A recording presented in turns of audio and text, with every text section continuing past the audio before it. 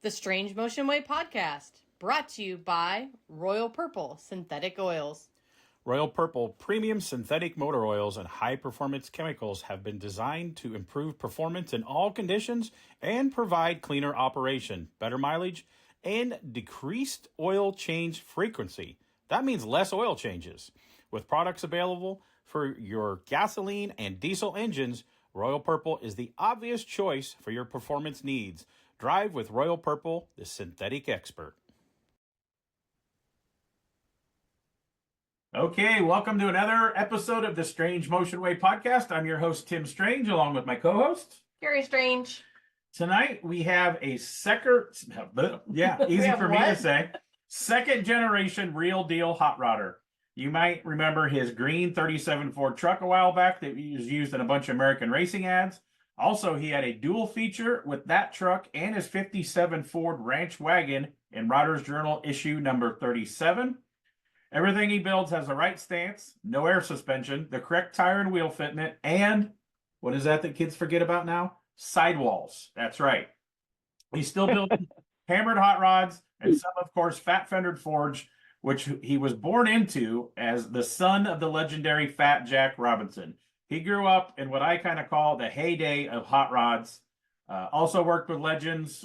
I've only got a couple down here, Chuck Lombardo and Little John Butera, and a member of the also legendary car club, the Early Times. Right? Easy for you to say. Is that right? Early Times? Yeah, I kind of resigned about a year ago, but okay. So yeah. Tonight's guest, John Robinson. How you doing tonight? Good, yourselves? Good. So yeah, I talked to you a little bit earlier today. So you've been on some other podcasts with people. One of my favorite podcasts, the Hot Rods by Boyd, Chris Coddington's had you on a couple times. And I told Chris, hey, I'm going to steal a couple of your guests coming up. And so I told you, just pretend that maybe not everybody that's listened to this has listened to those Chris Coddington podcasts that you've done. And we're going to get some of your story and all the cool stuff that you were around growing up. Every once in a while I post some stuff online and you're like, oh no, we'll get to the little John stuff. Oh no, that's not the story of that car that we seen at the Triple Crown. It was different. And so we'll try to remember to get some of that. I really have no questions written down. We're just going to wing it. And if we jump out of order, it's totally fine. So let's go back to your email is even Johnny Rotten. Let's go back to little Johnny Rotten, hanging around the shop, how you got interested in cars if people don't know who your dad was. So yeah, let's go way back. Well, it was mostly, there's three of us. Myself, I'm the eldest, and I have two younger brothers, Gary and Edward. Mm-hmm. When we were kids, primarily myself, Gary, we go places with my dad and stuff and, out in the garage. My dad was a carpenter by trade, built cars in his garage like most people, in that era did before, we were able to buy store-bought chassis parts and whatnot. And, kind of like I was talking to you a little earlier today, you being a farm kid, the deal. And you had stuff you had to do around the farm. Well, the same thing with me. When I was about 12, I didn't have to go ride my bike and hang out with my pals anymore. I had to go to the shop with my dad. Mm-hmm. So on weekends, summertime, Christmas vacation, spring break, whatever. And I was just a grunt. I mean, I did, swept floors, did, clean greasy shit, strip cars. I mean, the paint and stuff like that, and just whatever needed to be done, I had to do. Did you ever accuse your dad of only having children for free labor? Because I know I did that a time or two on the farm with my dad. Well, kind of, I never really said anything to him like that. I mean, my pop ruled kind of with an iron fist. Mm-hmm. And we grew up in a little town out here called Hawaiian Gardens. And actually, that's where my shop is at. And it's a mile square, right on the Orange County border. And Long Beach is on the other border in Lakewood. And it was predominantly Hispanic growing up, ironically, my family has roots here prior to World War II.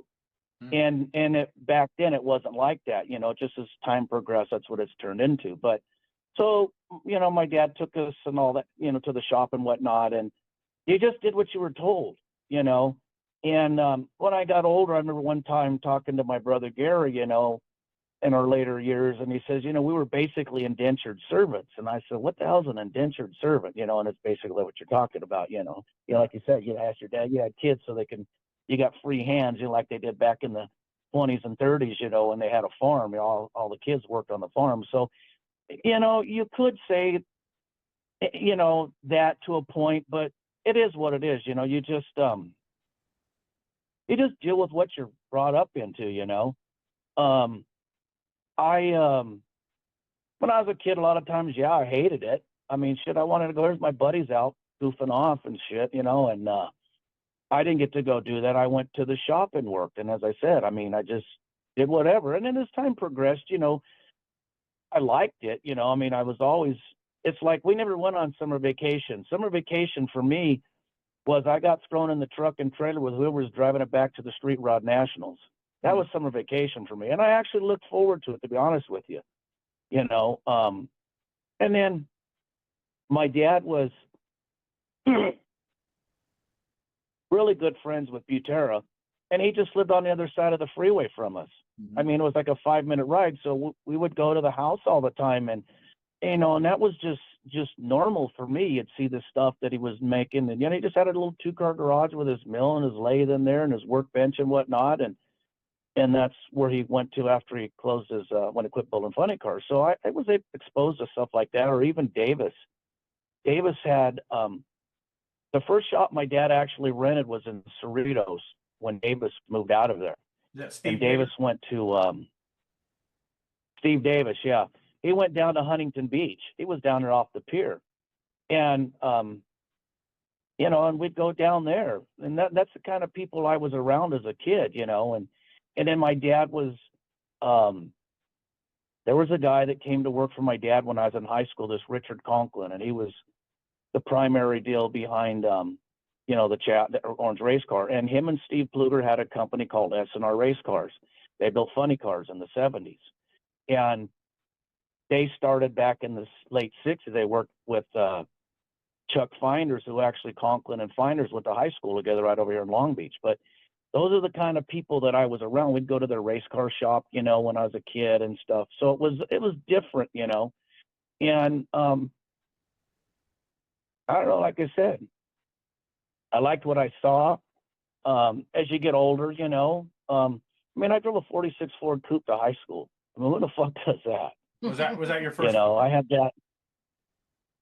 No, well, my first actual, I guess you'd call it a hot rod. The first car I actually had was, my dad had bought in the early 80s a Model A sedan delivery. And it was Lee Bright. Lee Bright and Danny Brent were from the San Diego area, and they did Model A's and stuff back in the mid-late 70s, And Lee Bright had this one. It was beige with black fenders, had red Buick Skylarks, an eagle on the side of it and stuff. And my dad ended up buying it from Bowder. Bowder had kind of like a used car lot thing back then. And, my dad bought it, and my stepmom used to drive it around like a daily driver. And us kids were in the back. And so my dad wanted to put some wider Skylarks on it and put a quick change and stuff in it. And when he started messing with it, the whole thing was full of Bondo and resin and chicken wire. The whole probably bottom 6 inches of it was. So he started building another chassis. Well, he gave me the chassis that was underneath it. It had a 283 and a turbo 350 and split wishbones front and rear, just kind of, like people used to do back in the day. And my grandfather had a 28 cracker box truck in the backyard. My dad says, if you go over and talk to your grandpa and he gives you that truck, I'll give you this chassis. So I don't know, I was probably 13, 14. And we started on that deal, collected all the parts up, and somebody come by my dad's shop and saw the chassis laying out there and offered him some money for it. So it went down the road. So then the next thing I did was when I was 16, I went, we did a tractor trailer with Butera at my dad's shop. and it was for Goodyear, and it went around the country. And we set up. I got the week after I got out of school that summer, I got flown back east to go ride on this truck and trailer, and set it up. And we had a couple cars and whatnot. Anyway, I was saving money because I bought a guy that had worked for my dad, this Jimmy Arroyo. He was buying theft recovery Volkswagen Bugs, because at that time that was the big deal. So this was probably 82, 83, I'd have to guess. Mm-hmm. And I bought a 62 sunroof Volkswagen from him that had been a theft recovery. And I had gotten a crashed 70 from him that had been hit front and rear, so I could take the dual port motor and IRS transaxle and stuff out of it. And I got a Carmen Ghia front beam. And so we started building that, and at the shop at night. And we were, my dad started to make, because it was a swing axle transaxle, so we started making parts to put like a little small ladder bar basically in a short coilover in the back. So it was going to have an 8-inch wheel in the back where the wheel sat straight up and down, being lowered instead of all decambered, Mm-hmm. And then second to the last bug-in that they had at Orange County Raceway, he took myself and my brother Gary, and we went out there. And I remember seeing all these cars that were in magazines and stuff, because at that time, hot VWs was a hot ticket, and looking at these cars. And they were really kind of shit boxes, to be honest with you, compared to what I was used to see. And then he told me, he says, we're done with that. He said, I can build you for $5,000. I can buy you the best car here, Mm-hmm. So that thing went out the window, and I still ran that down the road. And then where I grew up, bugs were not really a thing. I had one BMX buddy that had one. So just in the Midwest, very, very much at all. Well, it's like anything, Tim. I've noticed, depending on where you are, especially back in the day, it's different.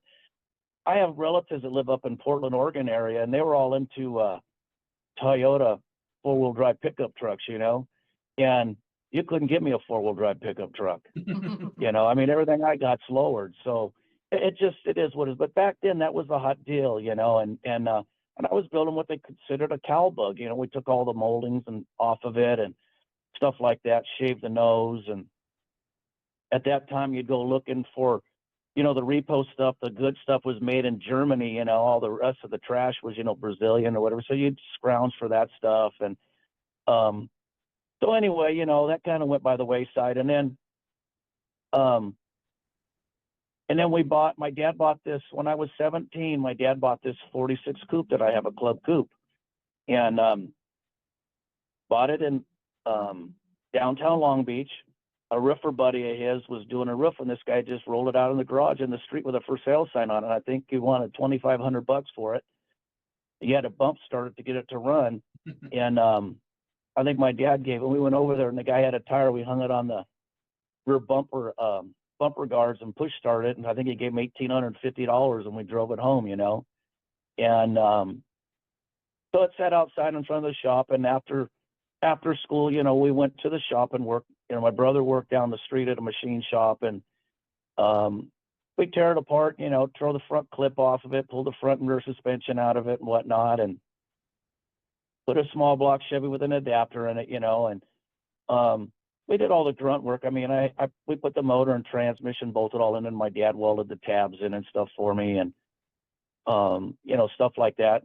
We masked it all off and scrubbed the underside of it, and they shot body chutes on the floor pan, and then just painted everything semi-gloss black. And I'll never forget, he took the stock rear end and took duct tape and masked around the backing plates and drums and the front torque tube, and sent the sandblast, and it come back and was painted like a charcoal gray, and did the same thing, put a dropped axle. And I drove that to high school, had a wore out 350 we had laid around the shop. Bob Bowder came over at night and wired it up for me, and it had orange steelies on it. That was kind of my dad's trademark. And I drove that to high school my junior and senior year.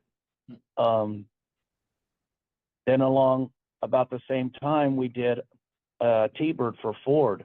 That would have been like late 83 was when they first come out with them 84 turbo coupes with a 4-cylinder turbocharged deal. So we took the engine and transmission out of that, and they built this thing for SEMA, and it was getting back to that Goodyear tractor trailer we did with Butera.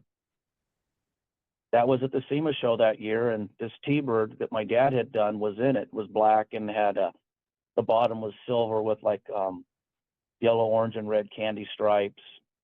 They'd taken they had that rubber impact stuff, that goes around the side. They'd made fiberglass molds of the front and rear bumper fascias without the little thing in it. And anyway, we took that engine and transmission, and we had a '78 Ford Courier as a shop truck, and they put it in that. So that's what I drove at. The '78 Ford Courier with primary spots, and it was lowered with steelies, and had I'll never forget, it had 14-inch steelies on it with, at that time they had those gator back Goodyear tires, and they made them in 14, so I had big and littles with poverty caps, and had this turbo four cylinder with a 5-speed in it, and it was really unassuming. You'd go down the freeway in that thing in 5th gear and just drop it in 4th and stand on it, and the boost would come up, thing hauled ass.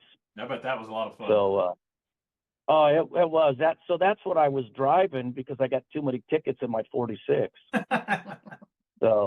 So that was the shop truck. So those are the kind of the first two cars that I had. The 46 I still have. I eventually I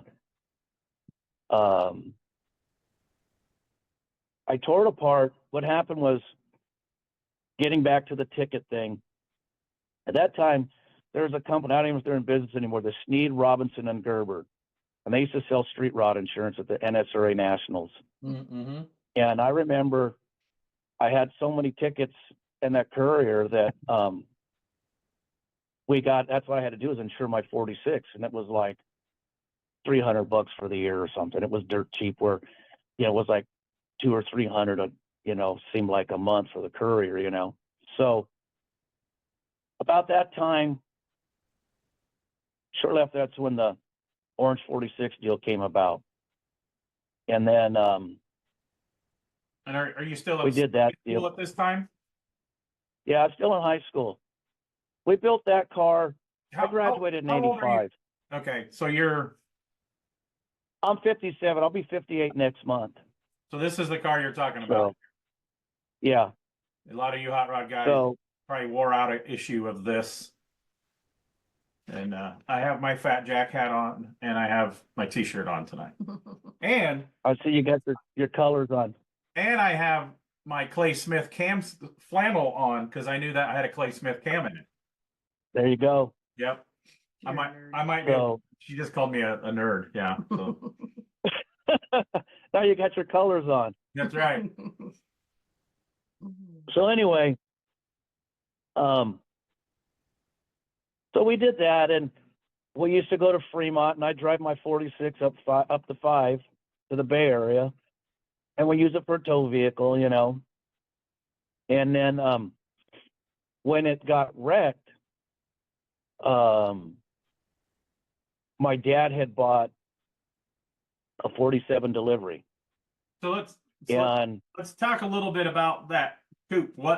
It wasn't just a hammered coupe. Let's talk about what was going on with that. At that time, there was shootout for the world's fastest street rod with that car, and was it Jerry Moreland's? Moreland's 40. Yeah. Well, here's how my dad got all involved in that. We had gone up to, so the nostalgia drags thing kind of started picking up in the early 80s, I guess, with Proofer and Brian Burnett. So they were still having them down here they had them at Irwindale through the 70s. When Irwindale shut down, then they went to Orange County. Well, there's a guy was named Dave Butler, a local guy around here. He had a black Model A Roadster, and had a kind of a hot small block in it. And he wanted to go run at the nostalgia drags at Orange County one weekend, but he was too afraid to drive the car. So they brought it over to my dad's. I think they put some slicks on the back, took the windshield off of it and whatnot. And I don't have any pictures, but there's some pictures out at my dad's place where with my dad driving that thing at Orange County. So Terry Hegman had just moved out here from Michigan, and he had a maroon Deuce Highboy with Halibrands, and my dad had some old 16, 10, or 11 mag Halibrands with slicks on them. So Terry come over and put them on. So they went to go run at Pomona. Well, about that time was when they started the nostalgia drags up in the Bay Area. So we put this car in the back of, my dad had gotten an old car hauler. It was 256 Chevy truck cabs glued together on a 1 ton or ton and a half truck chassis, and it had a box on the back that tilted, and he'd got it from Steve Leach. It used to be his old funny car hauler. So we had that for like going back east and all that kind of stuff, you know. So how the hell did I do this? So anyway, they loaded Butler's Roadster in it to go to the Bay Area. So we go up there and get up a day ahead of time. We go to Brizio's shop in South San Francisco and unload this car. And Roy's shop, there was a big, long back driveway. So they were going to do some burnouts and stuff with this thing. Well, this guy that owned this car, that he'd had somebody put a nitrous plate on it. And this other friend of my dad's that went with us, they didn't know a whole lot about the nitrous deal. So he went to purge it. Well, he purged it while the engine was running. The thing had cast pistons in it and it broke a piston in the back driveway there, you know. So we just loaded the car up, went to Fremont, did our deal for the weekend. So my dad started kind of thinking, this is kind of a cool deal. And they started talking about it. And then we went to Peterson. And I don't know how Chaporis got involved in the thing too, but somehow, maybe when they were up there, because they were all up there too, they started talking about, well, then we went to Peterson Publishing for this meeting. And at the time I had my coupe, and my dad had Tom Taylor do a couple renderings of the orange car, one in yellow and one in orange, you know, as well, let's go do this thing. And then Chaporis, you know, he was going to do his 39, you know, and that's kind of how it all started. So at the time, Petewood was working for my dad, and was a place up in I don't know, Irwindale or up in that area. It was called Fred's Hot Rod Farm. And this guy I think this guy had got this place from old Gene Scott, and he lived on the property, and there was a shit ton of just old cars. It was like an old wrecking yard type deal. So they went up there and they bought the car, and if you look in the issue there, they show pictures. My dad paid $500 for that car. And I think it even shows that Pat Fendered Fords were not. Yeah, there's a picture of they're no money. Yeah, there it is there. Yeah. Pat Fendered stuff was not very desirable at this time. Not even 37 Ford, nothing. That after the skinny tire 30 stuff, that you could buy them that cheap. So anyway, he bought that thing and brought it to the shop, and you know, and then they started building it, you know. Primarily at night, it was him and Conklin. And there again, like I said, Conklin was, as I said, they started out building, you know, gassers in the mid 60s and fuel alters. And actually they built, when they broke off, his partner, Steve Pluger, worked at, he actually worked at Rockwell on the Apollo program. And he worked for Don Long at night, you know, and as I said earlier, Richard had gone to high school with Chuck Feiners. They've been friends, you know, since high school days, and they worked for, you know, Feiners at night. And then when he went back to Ohio, he was a little shady, let's just say, to say the least. And the people come and wanted their car, you know, and Conklin used to tell the story how him and Pluger built this car for these guys for $13.52 or something like that. I mean, and I'm not exaggerating, with some kind of a number like that. And they were in a complex that had, you know, maybe a dozen units, and they threw the keys in and locked the door and rented the one next door, started SNR race cars. And they started primarily doing, you know, repair work on altereds and gassers, and they actually built the first laydown style altered. And And the same with about that time was when the gassers started becoming lower, not standing up in the air as much as they did and whatnot. And at the time, Kluger built a Corvette funny car, 69, like a 68, 69 Corvette funny car, was black, and it had a box tube chassis and all this stuff where they first started out with. And then Richard went home at night and drew up, kind of a modern type one, the dual tube type. And and back then, they had solid axles, or actually they were believe it or not, sprung still. It was part of the rules. But anyway, so him and Pluger did that for years, built funny cars, and then Richard came to work for my dad in like the early 80s. It must have been about 82, because I was like about 14, I think. And Richard Conklin was, I don't know if it's the right word or not, was crippled or handicapped or whatever he was born with. His nickname was Snippies, because on his right hand he had 2 fingers and that's all he had. And when he was born, they were glued together, and he had a surgery where they come apart. And then one of his hips was like 4 inches further back, But he wouldn't. You wouldn't think he was handicapped. He wouldn't take, no charity. And I remember him telling me for years he wouldn't get a handicap placard. His deal was, there's somebody out there worse than me. So, but but he was, as I said earlier, one of the smartest people I knew. He was the guy that built that thing. It was basically from the firewall back was a stock outer rails. The front was box tubing.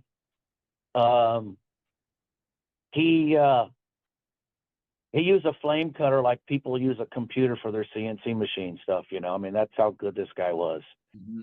And I can go on and on about stories about back in the day when they were doing funny car stuff. But so anyway, that car was basically built like a late, 60s or early 70s gasser. It had, a drop tube axle, coilers on the front with a 4-bar. The center section was, I think, 2x4 box tubing, and it came off on a 45 from the outer rails, went straight back, and then he kicked in the rear rails, and they were tied into that, so it had the stock rear kick up and all that. And the ladder bars they just ran straight forward. They didn't run on an angle or anything. And the shocks were short shocks. And it was basically made because he wanted to put a solid rear end in it, but the rules didn't allow that. It had to be, sprung. So basically what it did, when it left, it squatted, and it was basically solid mounted. And that's how the thing was done, He made the roll cage, and the roll cage was all a bolt-in cage, all the plates that welded to the frame, all that stuff was chromoly plate, all the tubing, all the bars, everything, it had a girdle that he made, they used to make out of box tubing. And like I said, he was so good with that flame cutter. He did like they used to do back in the early days on the funny cars. He had cut a pattern and cut the shape out of the box tubing to make the girdle for the rear end housing, like they used to do back in the day. And, originally it was supposed to have a big block Ford in it. Ford donated a short block. TFS, they were just coming on, and they donated a short tunnel ram and the aluminum cylinder heads that they were starting to make.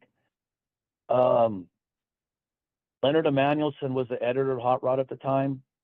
And at the time, there was a guy in Sacramento named Tom McTurnan, and he had a 70 Mustang, and he was running super gas, and he was doing these 460s, 429 460s, and running right on the 990 index. So he was supposed to do the engine, and that turned into a joke. And when it got down time to go to Fremont, we didn't have an engine. Matter of fact, that cover shot was shot out in the desert somewhere, like Victorville or something. And that's actually a road off the side of the highway that they used to check when they were going to strike the highway. Uh-huh. And that's how they would set up their paint machine. That car sitting there is just a shell. There's no no motor, in it, no trans, no motor, no trans, nothing. It was just a roller just to get the Porris's car ran, but that thing did. And that was like maybe a month, if that, before Fremont. Hmm. So at the time, Moreland decided he wanted to build a car. And I'll never forget this. He brought this 40 Ford two-door sedan to the shop one day when we were building that. Mm-hmm. And this thing looked like he went to Ford that day and bought it off the showroom floor. Hmm. I am not exaggerating. That's how nice this car was. It had plastic seat covers on it, dual white walls, Ford white walls on both sides. And that deal ended up becoming because at the time we were doing that, Jack Chisenhall from Vintage Air, his brother Gordon, was doing a Willys to go run against us. And Street Rodder caught onto that deal. And the car never got finished. And then at the time, Bogley was building the 40 at his shop, his house shop that was in Stanton. It was not that far from us. And Moreland actually, to go to Fremont that year, Moreland brought over a big block Chevy, a Sonny Bryant engine with 2 carburetors on it for us to put in the car so we could go race. No, that's cool. So that meant we were already putting the power glide in the thing. And that meant they had to make new motor and mid plates for it. Went back to Lombardo's for my cam to build another set of headers so we could go, my dad took me out of high school for either a week or 2 weeks. And I went to the shop and worked every day for us to get that thing so we could go. Yeah. Everything was done at the shop. Primarily, my dad and Richard worked on it at night. The old body man, Ralph, worked on it, when it got to a certain point during the day. Greg painted it, and it was just when it got to the end deal, it was just all hands on deck. Everybody worked, Mm-hmm. And like I said, we did, my cam, like I said, at California Street Rods built the headers for it. But everything else was done at my pop's place. We did, the paint, body work. My dad and I actually just was a helper, but my dad did all the tint work in it. The firewall. I remember the firewall, we bent the firewall up and I got sent down to Davis's place in Huntington Beach and he rolled the beads in it, and I'd come back and then, my dad fitted it and we put it in and all that kind of good stuff, So when you first ran it, big block Chevy and just dual quads on it, right? Correct. And then what happened was we went to Fremont, did what we were supposed to do, and came back, give Moreland his engine back. And my dad didn't get the engine pieces back from this Tom McTurnan until 2 or 3 years later. So never had a Ford in it. So this is how the Clay Smith connection comes into play. So Leonard Emanuelson had known George Striegel at Clay Smith Cams since his Argus days at Popular Hot Rodding. And I don't know if it was in 80, 81, something like that. There's a cover, a Popular Hot Rodding cover, and it's got a blown rat motor on the cover. It's like a yellowish orange, and all of a sudden there's this blown rat. Got a hat on it, stuff. Well, that was George's deal, and they had some kind of article in it. Well, Leonard called George, because we got this deal, need an engine to put in it. And there again, they didn't know us from Adam. Didn't know them at all either. Mm-hmm. So he sets it all up. George pulled that engine out of his race boat, his blown gas flat bottom. I think it was a flat bottom or circle boat. Anyway, he pulled it right out of his boat. My dad went over the dually, loaded the dually, brought it home, put it in the car, and then my dad, they used like Morse cables or whatever in the boat deal. So my dad made a bell crank and whatnot, to work with throttle linkage, and that's how that thing started, And I've always been around as a kid, I can remember going to Orange County because my dad ran with the Condits and the Beavers, you know, they had the LA Hooker funny car. My dad was part of the pit crew, you know, when they ran local. So I was always around fuel motors and stuff as a kid, but I'll never forget this. We had our shop in Hawaiian Gardens, and one night we had that thing hanging halfway out the door, and it had a roll-up door, you know, full-up door. And I was inside the car to fire it. I had it on jack stands and wanted to fire it up, you know, and George was out there with a squirt bottle. When that thing lit, I thought the goddamn door fell down. It was so radical. I mean, I'd never been around a gas motor that was like that. I mean, that thing was just ungodly. Is that the motor So, when the feature was finally that's done? the motor. Yes, that's the motor that's in it. And that's the motor that was in it when it crashed. What we eventually did was it had a bird catcher on. That thing actually had two hoods. The first hood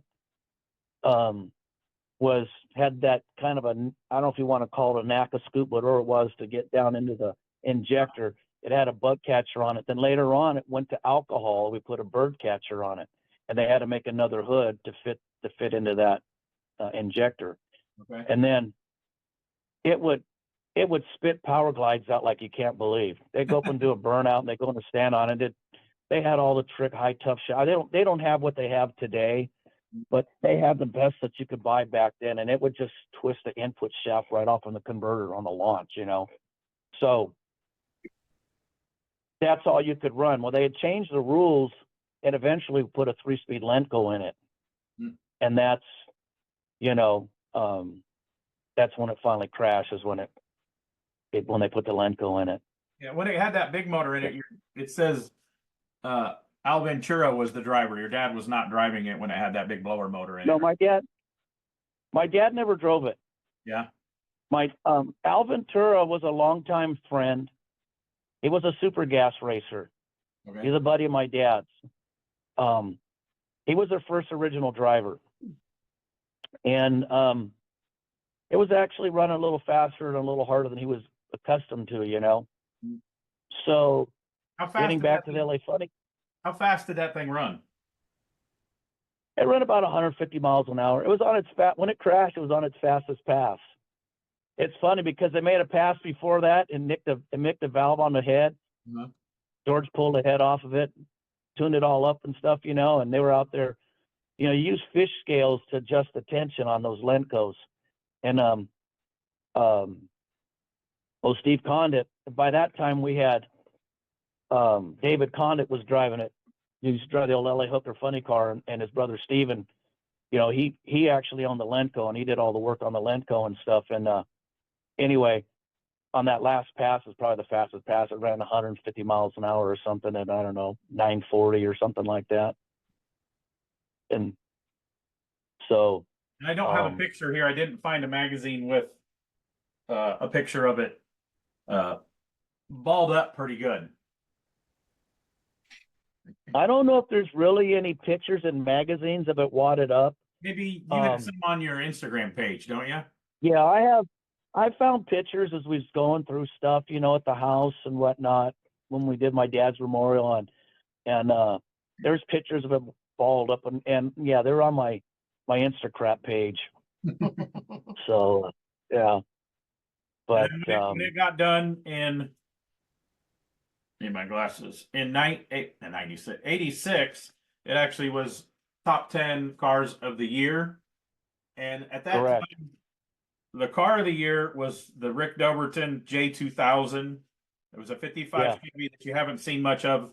Your dad's car, Buddy Ingersoll's Buick Regal, a Don Garlett's Super Shops car, a Johnny D's Merc, an AMBR winner. Bob Larrabee owned our Chrisman car and Rocky Robertson's car. I mean, like crazy iconic cars that are still known and famous today. You know, probably 8 of those are still around that was in that top 10. So that's a pretty good, strong group. You know, it used to be a big deal. The Hot Rod top 10 it didn't get any better than that. Then for years, they didn't do it again. But now I see they're finally they announced the other day this year's top 10, and it's a huge variety of stuff anymore. A lot of less what I call hot roddy type of stuff. But yeah. Well, don't get me on the subject of how shit has turned. I'm just, I ain't into how it all is today. I tell people I'm a dinosaur. I guess I'm a dinosaur, you know, but I don't. It is what it is, and I understand it has to change to keep growing. But I guess I don't really have to like it either, you know. It just Yeah, there's you just still have to a lot of accept good it. stuff. We both work in the industry. My wife works for the company that runs Power Tour, all the Holly events and stuff, and I do MC and announcing work at a whole bunch of different shows, from NSRA to Good Guys to Sure. just racing events and some drag race. It's still really good. Um, as we're out of order here, but there's a new show. I have not been to it yet, and you drove a 32 3-window there all the way from California, The Gathering, The Rock. That's a amazing show. I see coverage online. So that is more of what me and you are into. I mean, I like the modern stuff. You got to do the LS swaps because we're hot rod whores and we're making a living doing it. But yeah, that Oh, Gathering. the LS is a good deal. I mean, you know, say what you want about them. The LS is just the same deal as when the small blocks came out in '55. I mean, it is what it is. I got I drive an '02 Chevy truck that I've had for, I don't know, damn near 18, 19 years, you know.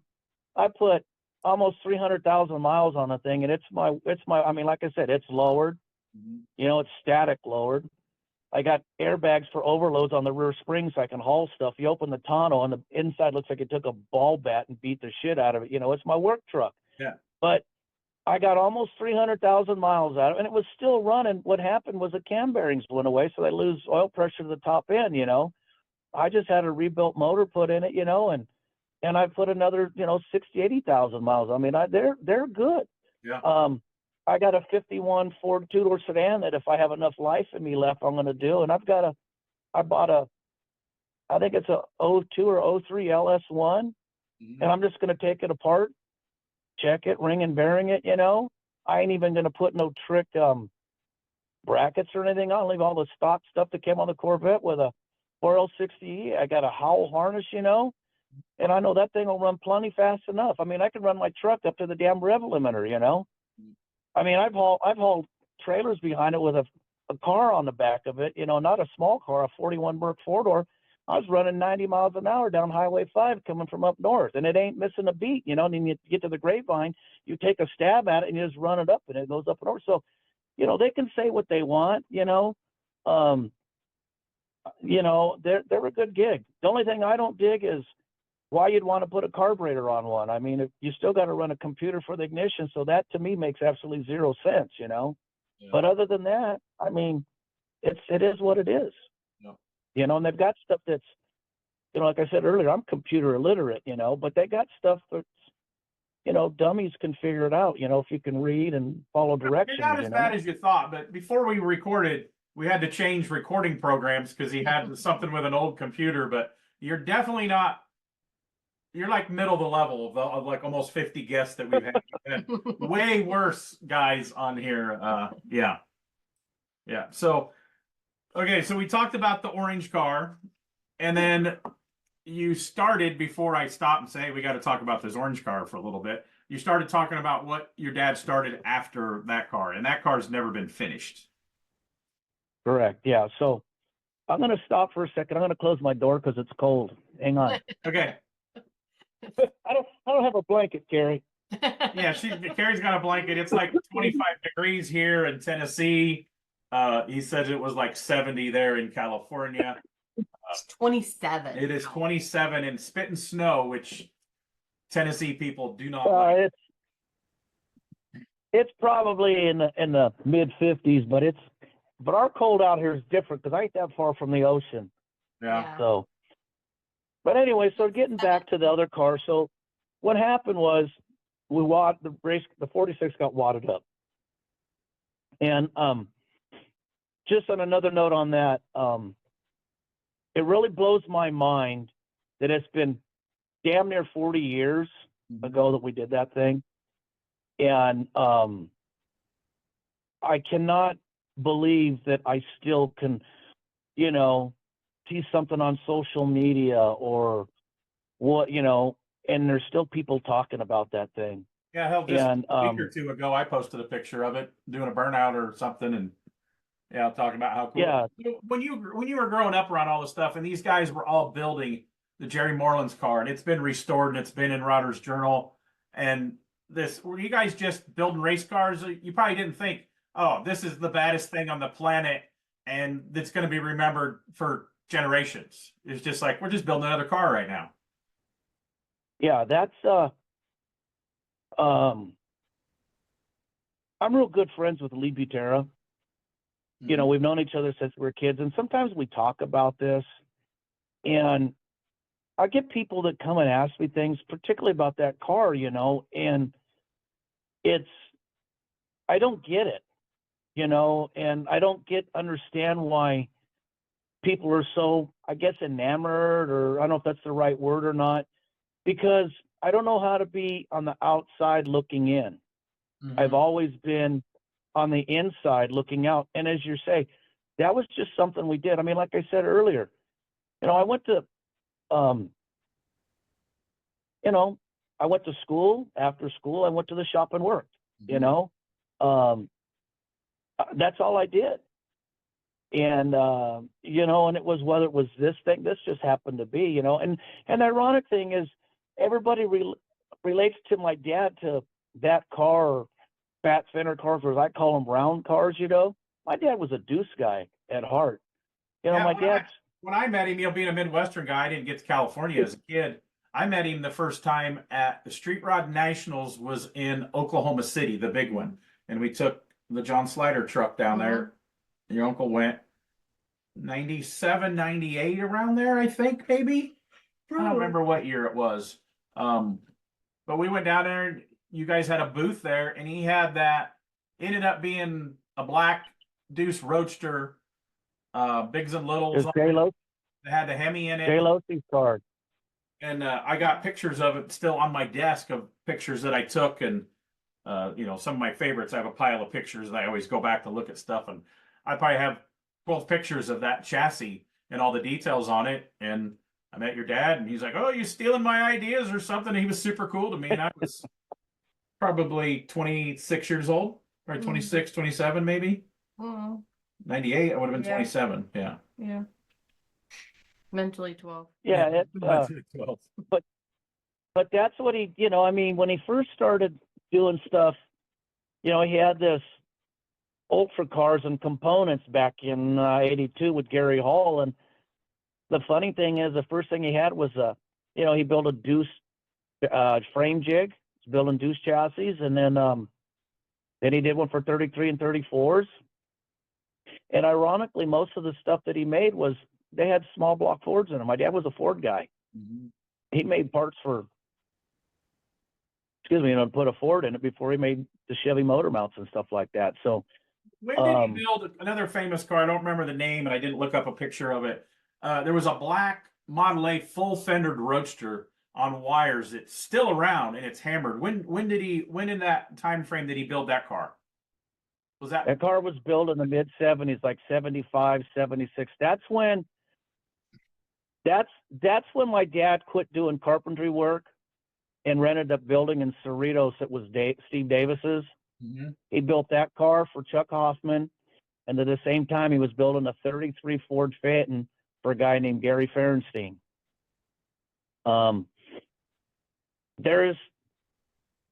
That stuff was, you know, and those two cars there, getting back to when you sent me that picture of that axle, the 7-inch axle, both those cars had 7-inch tube axles in them. And back in those days, that's when we're just, you know, Pete and Jake's was just starting in Super Bell and whatnot. And my dad made all his own stuff. I mean, that black Model A Roadster, as you're talking about, it had that drop tube axle, hairpin radius rods with Heim joints. It had the spindles, you used to have to graft them. It had a half of an early Ford spindle, and it had a 70 Mustang spindle welded to it, so you could have disc brakes. There was no disc brake kits. Yeah.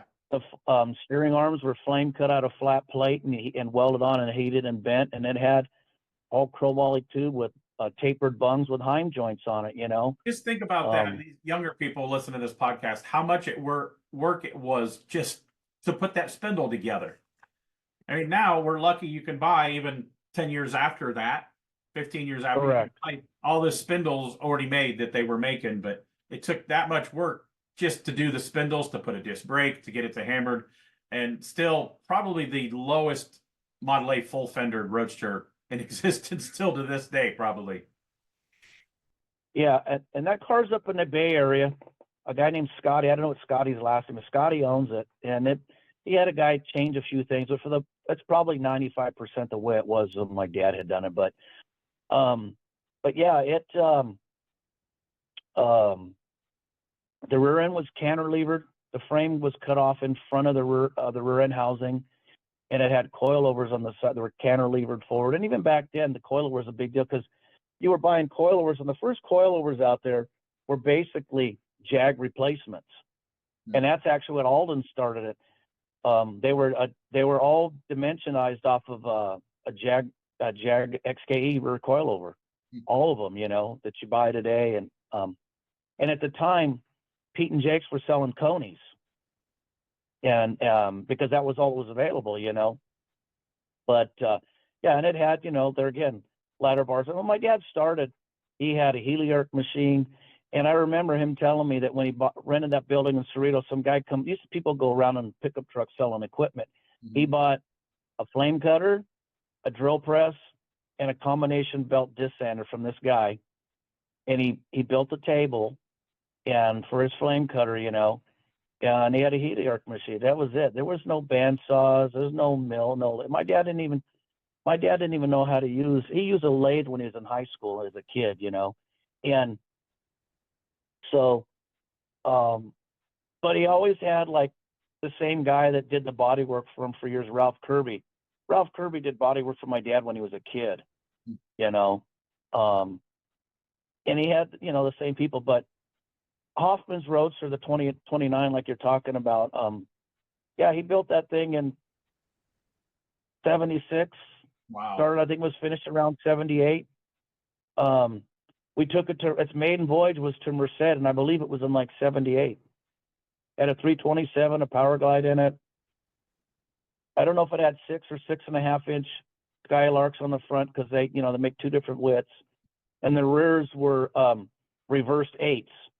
And back in the day, Richard Graves used to build those. They take them and cut them apart, and they take the backs because the backside were tapered. They weren't, like a late disc brake wheel where it has a step in it, and they'd weld them on the front so it had that, they were tapered on the front side. Talking about widening them Skylarks, that's what we did an interview with Dale Besh from Nebraska, and he talks about widening his wire wheels, and he put them on. Did he put them on a lathe, chuck them up so they would spin, and he used a hacksaw and held the hacksaw. That's how he cut the wheel hoop to widen the wheels. It's like, that's the only option I could figure out how to do it. It's like, that's pretty hardcore right there. Yeah. Well, that's how they did stuff back in the, I mean, my dad used to narrow 9-inch Ford rear ends in cars in the car with a cutting torch. He'd cut because you could take a 9-inch Ford rear end and you can cut 3/4 inch of spline off of each side and reuse the axles. So he'd get in there, lay it out, cut it off with a torch, get a hard stone grinder and tune it up, take the axle ends over to his buddy, Steve Leach. Leach would put them in his lathe and machine them off. He'd slide them in them, trim the axles up, put them in there, and you tack one side to the other and make sure everything stays kind of straight, and burn it in, and off you went, But that's how everybody did stuff back. And the same thing like the two-piece spindles, I remember he did the same thing, the Cerritos shop. He did a 36 Ford two-door sedan for Wally Arnold. Wally Arnold ended up being the vice president of Eagle One. Him and my dad were good friends for many years. And back in the day, Wally bought this 36 hump truck sedan from my dad. And ironically, I still have the car. But at the time, Wally's dad owned a wrecking yard over in Wilmington or Gardena or something. So he brought in a rolled over 72 type LT Camaro. He told my dad, I want to use everything off of this car. So that meant they used the two-piece Camaro spindles. They cut them up, had some pieces flame cut, or welded to them. They bored them to put a kingpin in it, to go on an early Ford axle, and they used the disc brakes. they used the master cylinder and booster off this thing. He didn't mount on the firewall; it was mounted under the car. Those Type LTs have that kind of a horseshoe shifter. You know, they had the Monte Carlos and stuff in the early 70s. That was in it. They used a 10-bolt rear end out of it. But they took the 10-bolt rear end to Henry's axles. It used to be in Bellflower. And they were able to cut down some kind of Chrysler axles or something and cut them for the C-clip. And they narrowed the damn rear end, you know. And then it had a pair of ladder bars that my dad made. It had a pair of jag coilovers in the back. And the same with the front axle. It had hairpins that he'd made, and they used the part of the wishbone for the spring hanger. It had a stock spring in front, but you know, and it had the big Saginaw, you know, power box in it. Even had the Camaro column out of it, you know, in it. But that's what they did back then, you know. You made everything because there wasn't anything really commercially available. It was just starting to, you know. Most of the commercial available stuff was drag car parts. Yeah, I remember. I've talked about this on a couple of times. I got to be friends with Chuck Lombardo. I was on advisory board on the Pennsylvania location because he was originally an East Coaster for Wildtech. Yeah, I got to hang out with him at dinners and some stories. And he says him and a buddy, well, I forget which magazine, either Rod and Custom, Street Rod, or something, was one of the first people that showed a how-to article going to the junkyard, getting a Mustang 2 crossmember out of the junkyard car and putting it in a street rod, because that was before. You know, all these other companies now still building Mustang 2 stuff, where we just lost one of the industry, Fat Man Fabrications, just kind of closed down. I saw that, yeah. But yeah, before all those kits, you still had to go to the junkyard and cut the crossmember out. Correct.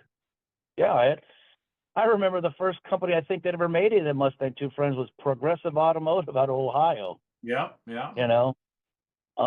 But we never... My dad was a straight axle guy, you know, and I think in all the stuff that he'd done throughout all the years, I think I only put a Mustang 2 front end in one or maybe two cars. Mm-hmm. And I think one was already in the car when he got it, you know. We done when they came out with, what is it, a C4 Corvette, that 84 body style, the forged aluminum stuff. We had done a 41 Chevy sedan delivery, I think, for a guy. Brought it in and they grafted one of those in it. This is in the, you know, mid 80s. The yellow pickup truck that he did for Danny Schaefer, the 56 truck, that had front and rear. Actually, that was my stuff. That was for what was going to be my sedan delivery, but ended up being the next race car. We did a 57 Ford two-door post for a that 56 customer. Ford you're talking about, that was the yellow one, right? Correct. That's owned by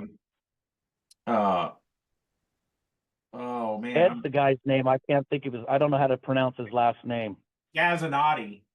That sounds about like it. He's got the green Mopar that Classic Car Studio built and won all the awards, Street Rod, the Street Machine of the Year a couple times, different places. And I know we're jumping out of order. He ended up with the truck, another 56 Ford. He still owns the yellow one, but he ended up with that one and ended up being black. I know there's some stuff you're not real happy about what they did, but it won. Where did it win truck of the year? Well, it's not, dude, it's not really about what they did. I mean, you know, I look at it this way. Good Guy's Truck of the Year is what it won. Yeah. It got sold, so they can do whatever they want, you know. I mean, they can paint it green with purple polka dots. I don't care, you know. But it's still a good but truck. anyway, those guys build good stuff. So yeah. But they took the meats off of it and put a little bigger diameter, but still kind of a Halabrani looking wheel and all that. But yes, it's still cool that they give credit who started that truck, though. Sure. But anyway, so that was basically about, as far as any kind of IFS stuff, you know, most everything has been straight axles and whatnot. And then that kind of led to, with the orange car, that led into, people started calling us because nobody was really making any chassis components. And then there again, Richard Conklin again, he started building. My dad was kind of making them 4-bar front ends for those cars by hand. Mm-hmm. And, they started making some kind of quote unquote kit parts. And And that's how that started. Did he start his partnership with, I always say it wrong, Bill Stein? Because of him doing that, I did a couple cars with Bill Stein's on it. I say Bill Stein. How do you say it? It depends. I don't know if it's Bill Stein or Bill Stein. It depends on who you're talking to. I think if you're German, I think it's supposed to be pronounced Bill Stein, but who knows? Yeah, the tube frame Falcon, I used Bill Stein's on it. I did a couple cars with them because I was like, I need to check into these. If they're good enough for Fat Jack, they're good enough for me. I figured out. So yeah, they that was in the early '90s, I guess. Mm-hmm. Some friends of my dad had a marketing company, some longtime friends, and one of their people they took care of was Bill Stein. And they decided they wanted to get into the street rod or hot rod end of it. And so my dad took a couple cars down there because primarily then, you used Aldens. Mm-hmm. First they started bringing them in from England. They were Spacs. And then they copied them and started making them either Aldens. And, there was issues with them. They'd leak on the shelf, brand new in the box, and they were good about, you could return them, but you sold the customer the shock, the customer brought it back to you, you got to eat the labor, So Bill Stein wanted to get into it. So they sent a couple cars down there. There was a 34 Ford two-door sedan that had a blown small block Ford and a full fender car. That went down there. There was something else. We sent a couple cars down there, my dad did, and they had a Model A sedan delivered from a guy out of San Diego because Bill Stein is down in North San Diego County. So anyway, they took some shocks apart. My dad actually told me they took some shocks. They took from various manufacturers in the street rod industry shocks and put them on this shock dyno. And I guess, checks rebound and all that whatnot. And it cycles it. My dad said it was blowing the other manufacturer's shocks up. They were actually coming apart, My dad wanted to bring somebody from a magazine down there, to do like an article on it. And they're like, no, we don't want to do this, So anyway, so they started doing it and they went through and looked at what they were doing and used some of their technology to try it. And the bottom line is what they were doing is they were changing the internals part of the shock. They were gas over oil instead of just oil shock. And what they're trying to do is make it so you can run less spring rate, so you don't have such a bouncy ride, And but there was kind of like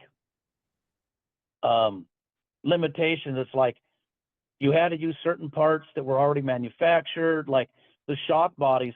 The shock bodies, it would have been a whole lot cheaper from just buy bar stock and machine them out of a hunk of billet. No, they had these aluminum pucks. It was like the size of a hockey puck, and they were forged. Mm-hmm. They had to do it their way, And as I said, they had to use parts that were basically already in stock. That was kind of another reason they were more, they were 50% more or better than buying a set of, Aldens or Pete and Jake's or whomever's out there, they were a good shock. Unfortunately, they don't make them anymore, but there is an alternative. And I was told this from the Bill Stein rep years ago. The Ride Tech shock is as a copy of them. Mm-hmm. And what had happened is the guy at Ride Tech was buying them, and they had a margin that was only so low, and they just basically reverse engineered it. And I had a customer's car here a couple of years ago, and I was going to put some shocks on it, and you couldn't buy any anymore, Bill Stein. So I read some of the literature about the Ride Tech, and it's almost verbatim what Bill Stein used to tell you, how to figure your spring rates, how to figure the valving, and all that kind of stuff. So that's what I use now, and they're a good product. Mm-hmm. They still make, I guess, the little shorty chrome shocks for the fronts, the Bill Steins. And then there's another company that, like I've got some They're, again, as I call them, round cars that I've done a few chassis for. They got, parallel leaps in the back and a Mustang 2 front end. And there's a company called RCD out of Arizona, and I don't know how they do it or what they do, but they take a regular mono tube shock, a steel one from Bill Stein that's the right lengths and the right valvings for the hot rods, so I use them too, Mm-hmm. I don't have to tell you how expensive it is to build this stuff, as well as I do. So, Yeah. You might as well you got to, explain to the customer why you got to buy a good product. They'll be a whole Tech lot makes better a off. really good hot rod shock, non-coilover.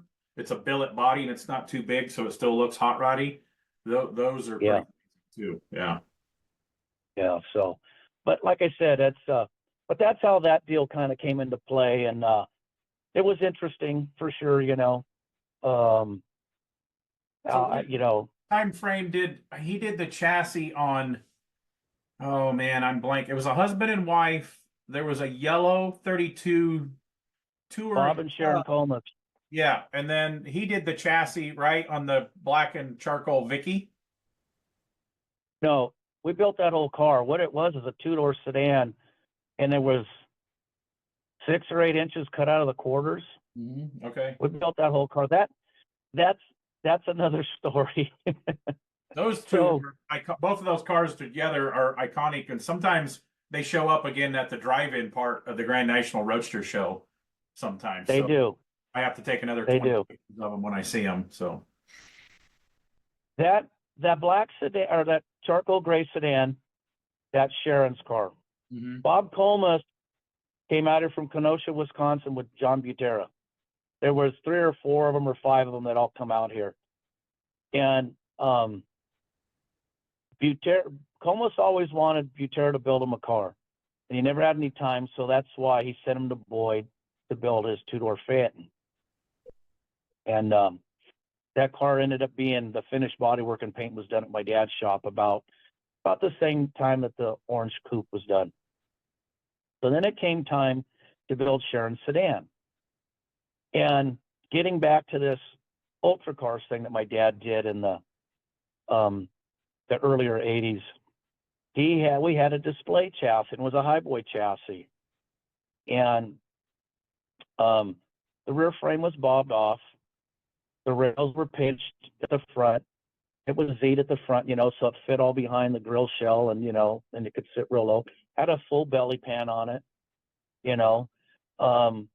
and that's the chassis that started for that car of Sharon's. And ironically, the 2-door body was a chopped deuce 2-door sedan body that my dad had in the backyard at home. So I sold Comus all this stuff, and they started building it. And there again, like I said, with Comus's and John's longtime friendship, he was involved in that thing. And ironically, they cut the chassis off at the firewall and changed it because John built an axle that had a peak. It was all laid back, and it mounted out in front of the grill shell like his Model A Roadsters. And in the back, they cut it all up because, like I said, they shortened. The body was mounted in the stock location, but they took, like I said, I don't remember, it was 6 or 8 inches out of the sides of the quarters and glued it back together and then made new wheel well. I still have the buck out at my dad's that they used to make the wheel tubs and stuff, Cool. And car went to John's shop. That's when I was in, I don't know, I was probably 17 or 18. I was working for John at that time after school. And, or actually, no, I'd gone back to my dad's, and John made my dad loan me to him for a couple weeks. And I'd go over there and John built the front end for that thing, machined all the bungs and machined all the bars and, I love the look of a fenderless car with a tube axle and coilovers on it. I just love that look. Yeah, it's the coolest to me. Yeah. Well, it's, Tim, I tell people, this thing, whatever you want to call it, hot rod deal or whatever it's all morphed into, you got to go from A to Z. You don't have to like everything in between. And there's a lot of it that I don't like, but I understand you got to go from point A to point B. We talked a little bit earlier on the phone today about the custom thing, Dude, I love 40s, early 50s customs. I think they're wonderful. But you get into the mid 50s and into the 60s stuff, and even a lot of stuff today, I don't like it. You know, I mean, I like what's, and I hate to use this word, what's a traditional custom. I really like that era. I also like the late 50s, early 60s Watson deal where they just took a little trim off of them, you know, scalloped the shit out of it and either put chrome reverse steelies, or if you had, you know, a little bit of money, you put skylarks on it, you know, little pinners. That's how they're supposed to be. I don't like any of this cross-pollination stuff. I fucking hate it, you know, and it's like, and there again, I don't like the word old school. I don't like the word traditional because it's just so overused. An ironic thing is, as you got there on your desk in front of you, there's plenty of stuff in print, man. So if you've got a specific era or window you want to build something from, man, and now we got the internet. You can go on the internet and see all that stuff, you know. And as I said, you know, this is my opinion, and this gets back to where I was talking about being a dinosaur. You know, I just don't dig a lot of this stuff. You know, I ain't a large diameter wheel. I mean, I got 17-inch wheels on my Chevy truck, but it came with 17s, you know. But it's got big and littles, you know. I mean, it just ain't my deal, you know. I like hot rods. I mean, today I was looking at Instacrap, and Steve Stanford posted a picture of a drawing that he did, and it's a mid-70s Lincoln Mark. I don't know if it's a Mark IV, Mark V, whatever it is. And I like most of what Steve does. But the ironic thing is, to me, I'd have looked at that car, you know, a little bit of shaving and a little bit of trim off of it. And usually that kind of car should have like wires on it, you know. You put Halibrands on it. And I never in my life would have thought about that. And I love Halibrands. And that thing looks bitchin', you know. You know, I mean, I'm a hot rod guy. I want Halibrands or 5-spokes, you know. And I like the original stuff. I don't like these late ones where they got no depth. You got to have depth to them, you know, and because that's what they had. And the same with the 5-spokes and, you know, or Steelies and wire wheels, you know, depending on what it is. To me, you know, if you're doing an early style car, you know, you do the Kelsey Hayes thing. There's a certain era you can put true spokes on it, you know, but my favorite is Buick Skylarks. You know, I mean, I don't know what it is about them, man. They got the right angle of the spokes. You know, they are from a specific era. I mean, you know, I like what they like to call the early times era, the late 60s, early 70s. And I mean, I tell people they had to make Goodyear Blue Streak stock car special tires again, because that's what everybody ran back there. They had Skylarks, reverse Skylarks on the rear, you know, the blue streaks on it. That's what I like with all the gingerbread, you know. My dad built in the early 70s a black Deuce 3 window. And most people know what car I'm talking about. This thing was all stock. He bought this car like about 58 or 9. And he built it in the 60s, and it was painted red, had an Oldsmobile in it with swing pedals and black steel wheels with pinner white walls and baldy hubcaps or baby moons or whatever. Then when in the early 70s, it had one of those 7-inch tube axles like we talked about. Had 6-inch wide Halibrands in the front. It had 1610s in the back with dirt tractors, full fendered, you know, and had a 57 Olds rear end. It was painted candy red, you know, and it same deal, man. It was built like a late 60s gasser, straight ladder bars going straight, Corvair coil springs hung off the rear, you know, the shocks angled backward. And anybody that knows about that car will tell you what a bitch and deal is, but that's the kind of stuff that I like. That's what I was brought up around, you know. I don't change, I guess, for the sake of change, you know. Yeah. It's real hard to get me to bend. And I understand, like I said, that's what makes the world go round. And there's got to be new people coming in, you know, and everybody has a different idea. I don't like a lot of them, and I don't have to, but I have to, I guess, you know, kind of accept it to a point, you know, understand that, yeah, this is just a phase we got to go through to go to the next phase. You know, kind of like all the pastel shit and the smooth cars and, you know. I still kind of like the pastel and the smoothies. And well, I mean, but see, Tim, everybody's different. And I think that's like I told you, I got 2 brothers, okay? I'm the one that's most like my dad. My youngest brother, he can do some of the stuff. He has the tools to do it. My middle brother, he's in left field. But that's okay. We're all different. If we were all the same, it'd be boring, you know? And that's what, just like you were talking about that top 10 hot rod thing in the 86 or whatever it was, there's a car D'Agostino built. That's miles away from Dauberton's thing or my dad's race car, you know. Yeah. And even Dauberton's J2000 was even though it was a Pro Street car, it was miles away from my dad's 46, or Chrisman's Bonneville car, I mean, it's just, it's just different, and you need the diversity to a point, I mean, it's funny that you mentioned that Chrisman car. When we did the last photo shoot for the 46, we went to the El Toro Marine Base, and they brought Chrisman's Model A there at the same time. Baskerville shot both cars. And it's so funny. When you look at the picture, they got a picture with a car inside the doorway with the doors closed, and the doors actually look closer than they actually are. But we took pictures, Baskerville took pictures with both of those cars together and both of those cars in that doorway that I don't think anybody's ever seen, and I don't have any copies of it, but, it just how different things were. Yeah. So there was a car that I think your dad built, and there was only like a few pictures of it. It was either black or dark purple.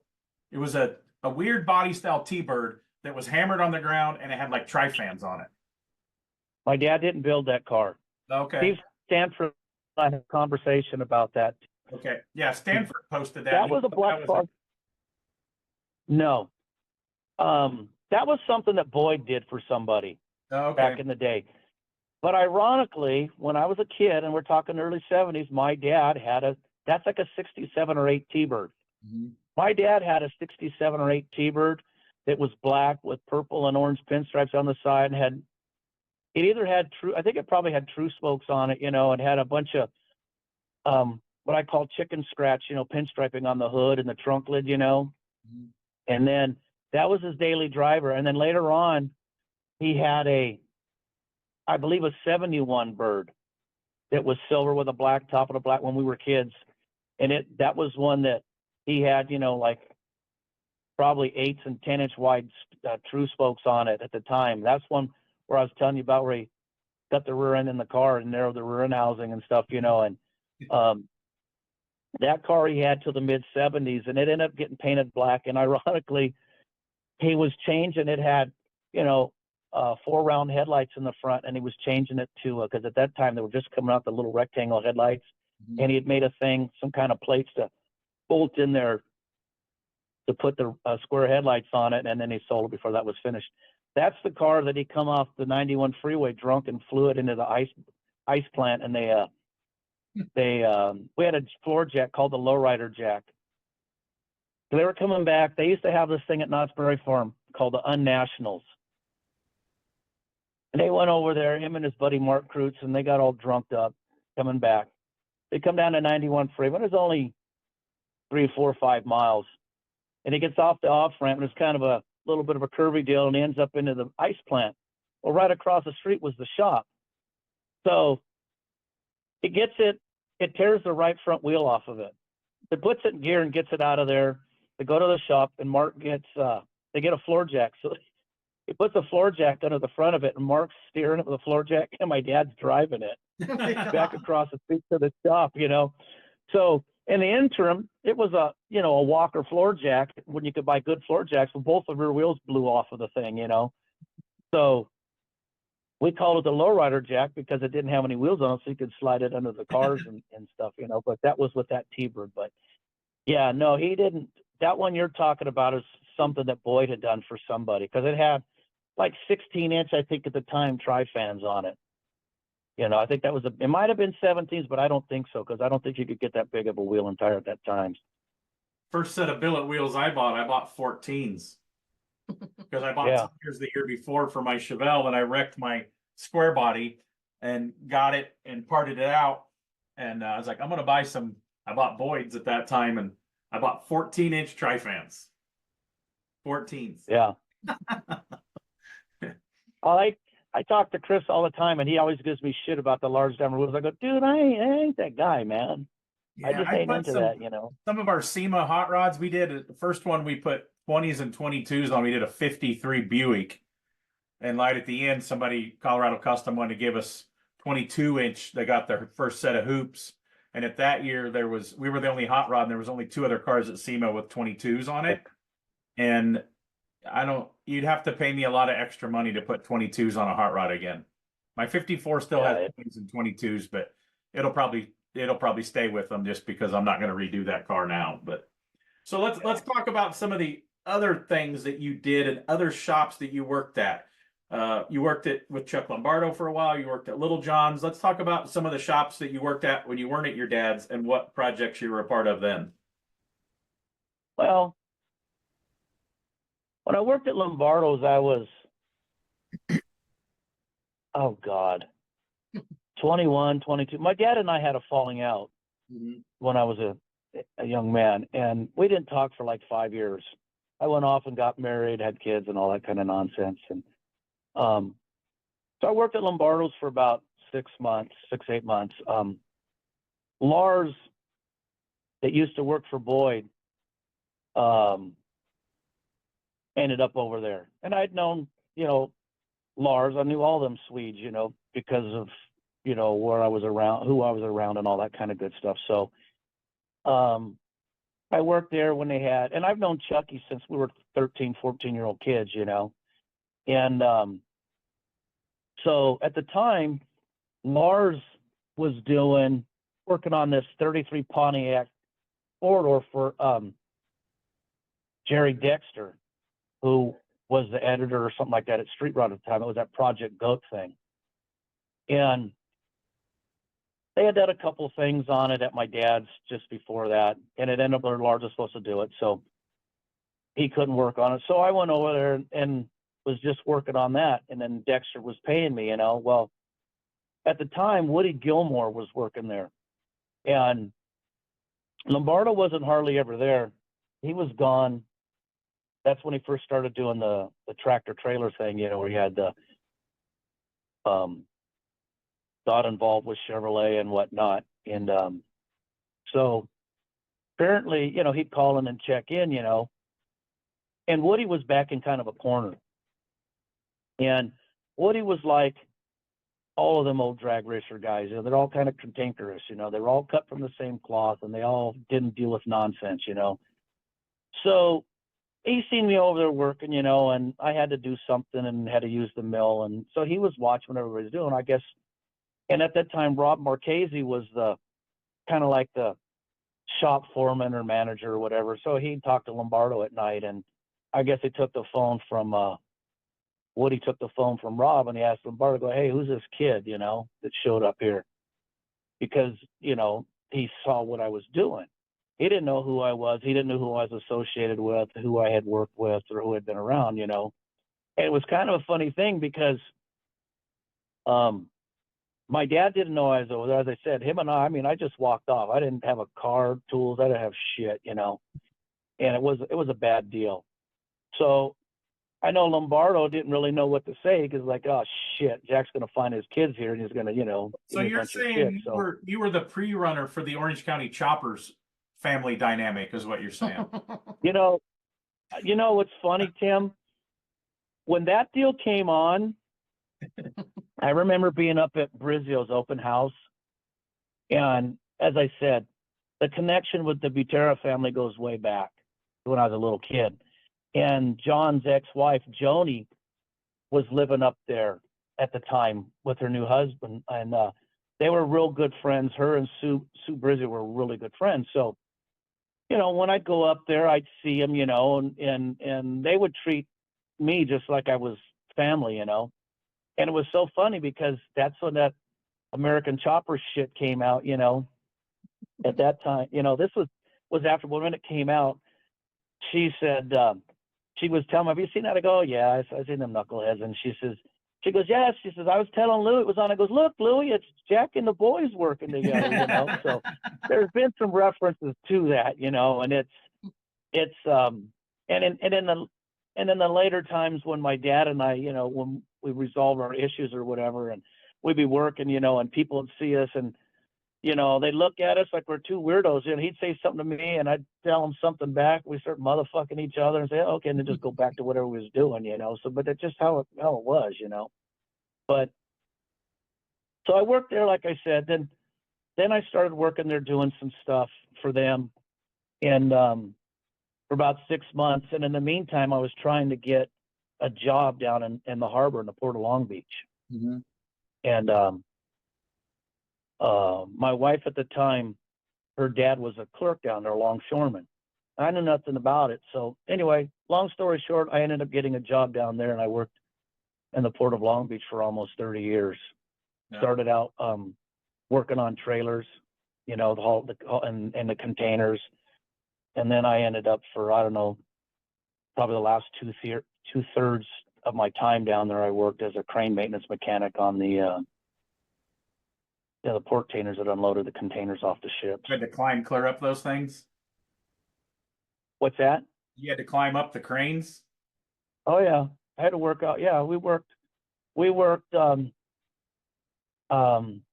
yeah, I mean, now they used to be like 115, 20 feet to the cab, and then you still got another probably 40 feet above you can go, I'm not a big now the cab height's probably 160, 180 feet, and you still got to go higher than that, Mm-hmm. But yeah, they don't have a button you can push to bring them down to the ground. So yeah, you had to climb up there and climb all around them, and it was interesting for sure, As some of my family would say, because they still don't believe I make a living doing hot rods, you got a real job for a while.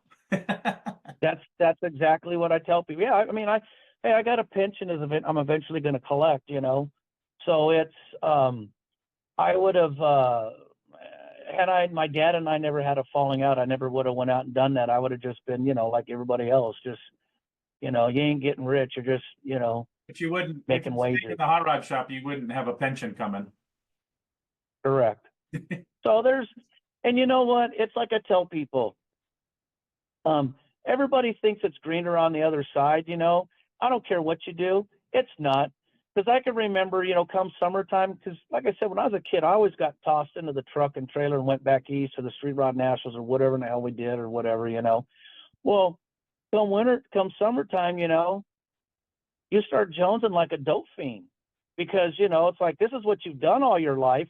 Yep. And I know a lot of people through my dad all over the United States, and you'd see him once or twice a year, well, now you don't get to see him as much, and, but I've also had people tell me that are doing like what you're doing or what I'm doing now. I was like, yeah, you were the smart one, So I told a customer, it's funny, I have a customer right now that I'm doing a car for, and he was a customer of my dad's originally. And I used to tell my dad, I go, how do you deal with this guy, And he's a good guy, don't get me wrong. He's just a little different, And I remember telling him one time, I go, yeah, I heard this thing I don't know if it was on the TV or radio or whatever. And they talked about how the American dream was the house with a white picket fence, 2 cars in the driveway, and 2.5 children, And I says, yeah, I go, well, for me, I had that, and it's overrated, So I just think it depends on who you are and what,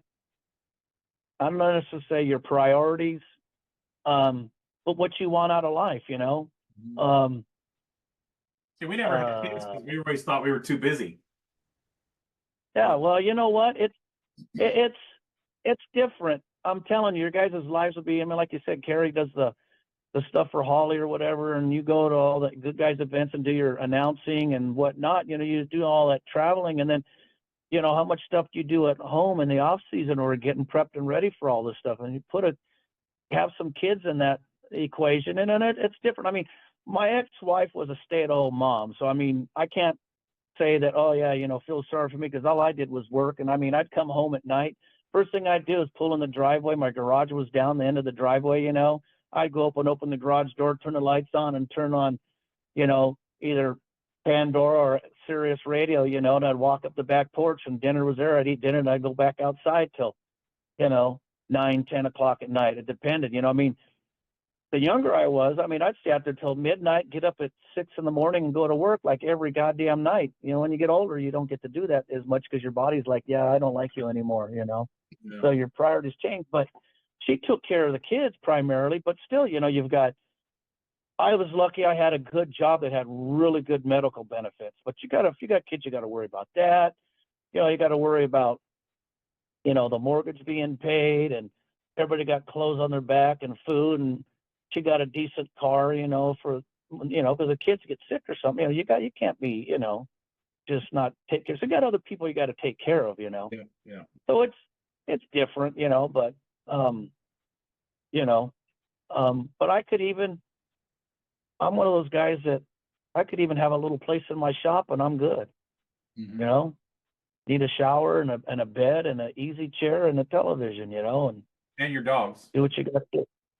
I got my dogs. I got dogs now too. Yeah. I wouldn't trade them too little. It's funny. I used to make fun of people that were older and had little dogs, and I'm like, man, shoot me if I get to be that. Well, I got 2 Frenchies and my current wife, her and I, we have 2 Frenchies, and I wouldn't trade them 2 little knuckleheads for anything. Sometimes you want to strangle them, but yeah, they're just like, I tell people they're like having kids, We used to have Rottweilers, But- and now we travel too much. Now we got 2 cats. And of course, now we have a diabetic cat that whenever we're gone, we have to pay somebody to come and give him his daily meds. And the little black and white cat that I don't know if he showed up yet, but he thinks he's a Rottweiler. But yeah. So some of the cars you built for yourself, I don't know what year this was because they don't put the year on them, but you had a double issue or double feature. You had this really cool ranch wagon. I built that probably in the mid '90s, I'd have to guess. And then that was the truck that And was then- a bunch of American ads. And, Yeah. where are both of those at now? So the wagon was my daily driver. Yeah. I drove it to the work every day. Rain, sun, it didn't matter. I drove that thing, And I beat my stuff up. My dad used to get so mad at me because I don't clean anything. I build stuff, and it's like, okay, when it's got to look its best when it's done, then I don't give a shit, So it got to the point when I did that thing, I wanted to kind of build kind of a loose version of, something of what might have been built about 65, 66, but just lower, like, they didn't sit that low back then, but I mean, that's why it had stock colors, 56 Ford truck headlight rings, I mean, that was when those cars were new, they put the 56 truck rings in them, and I wanted to keep the Y block in it. I had that Y block in and out of that thing. I'm not kidding you. Probably 4 or 5 times. When I built that thing out at my dad's shop, and I'd go out there on the way. Friday night, I'd come home from work. I'd load up stuff, and I'd go out and stay at my dad's place. And I'd come home Sunday night, and I built the thing out there. When I got it all, we took it to the Roadster show, to the LA Roadster show, Father's Day one weekend. It was sitting there kind of assembled. Wasn't quite running. And about a month later, I got it running. Well, I took it for a ride down the street, and it knocked the lobe off the camshaft. Mm. So if you know anything about Y blocks, they're about the most ass backward engine design I've ever seen. To put the lifters are a mushroom lifter, so it's got a head about the size of a quarter and a stem about a half-inch in diameter. So you have to turn the block upside down, put the lifters in first, and then slide the cam in it. Mm-hmm. And they were solids. So I knocked the lobe off and had to pull the engine out of the thing, tear it all down, put the cam out, and I run everything I do, all have Clay Smith cams, and I run nothing but them. They're, again, back to the family tie thing, I'm real brand loyal like that, Took it back to George, found me another cam, same goddamn thing, So 2 or 3 times, I ain't even driven this thing. So it says, tear it apart and bring it to me. Bring me the bare block. So that had a 312 in it. And the 312s had a problem with the lifter bores on the end banks from the factory. At 292, 272, you're okay. And I mean, I was pulling my hair out. I was calling people and whatnot. So what he ended up having, when a camshaft is ground, not only do you have the lobe that's egg-shaped, but at the top, they're also ground on a slight taper. And that taper is to make it so the lifters spin. And then the bottom of the lifter has a slight taper on it as well. And it spins. Otherwise, what it does, it just grinds the bottom of the lifter away. Mm-hmm. So he had to take a cam and grind me a cam and check the lifter bores, and it had different angles ground on every lifter lobe to make the thing work. Finally got that done, put it back. I used to make jokes that the engine was in there with Zeus buttons, zip ties, and duct tape because I had the thing out of it so many times for different. So anyway, got through that, got it all fixed up. It was basically a stock rebuild, had forged pistons in it, was balanced, and cast iron manifold, exhaust manifolds and intake and the Holly and stuff, and had a small cam, and every time we fixed it, I had him grind a bigger cam, and then finally the last cam had a big cam. It was funny. I remember pulling into they used to have this all Ford day at La Palma Park, and I come pulling in there one day, and some guy followed me and thought I had a big block Ford or Chevrolet, and I opened the hood. I go, look, it's a Y block because it had such a big stick in it, but you couldn't get enough converter and whatnot. So I drove the wheels off that thing. Like I said, I drove it daily. I drove it. My brother and I drove it to Pleasanton one year with no upholstery in it. I drove it up to, those photos are taken in Petaluma, California. I drove it up there when Steve, actually both those cars were shot in Northern California. I drove both of them to the Bay Area for Steve to shoot them. And so I drove it quite a bit, and I was like, finally, I'm like, you know what? I want to sell this thing because if I don't, there ain't gonna be nothing left of it. Mm-hmm. So I pulled the cam out, had George grind me a smaller, took the same cam to him, had him grind it small again, took it up to Boyd's consignment lot, and it went to a guy in England first. Oh, wow.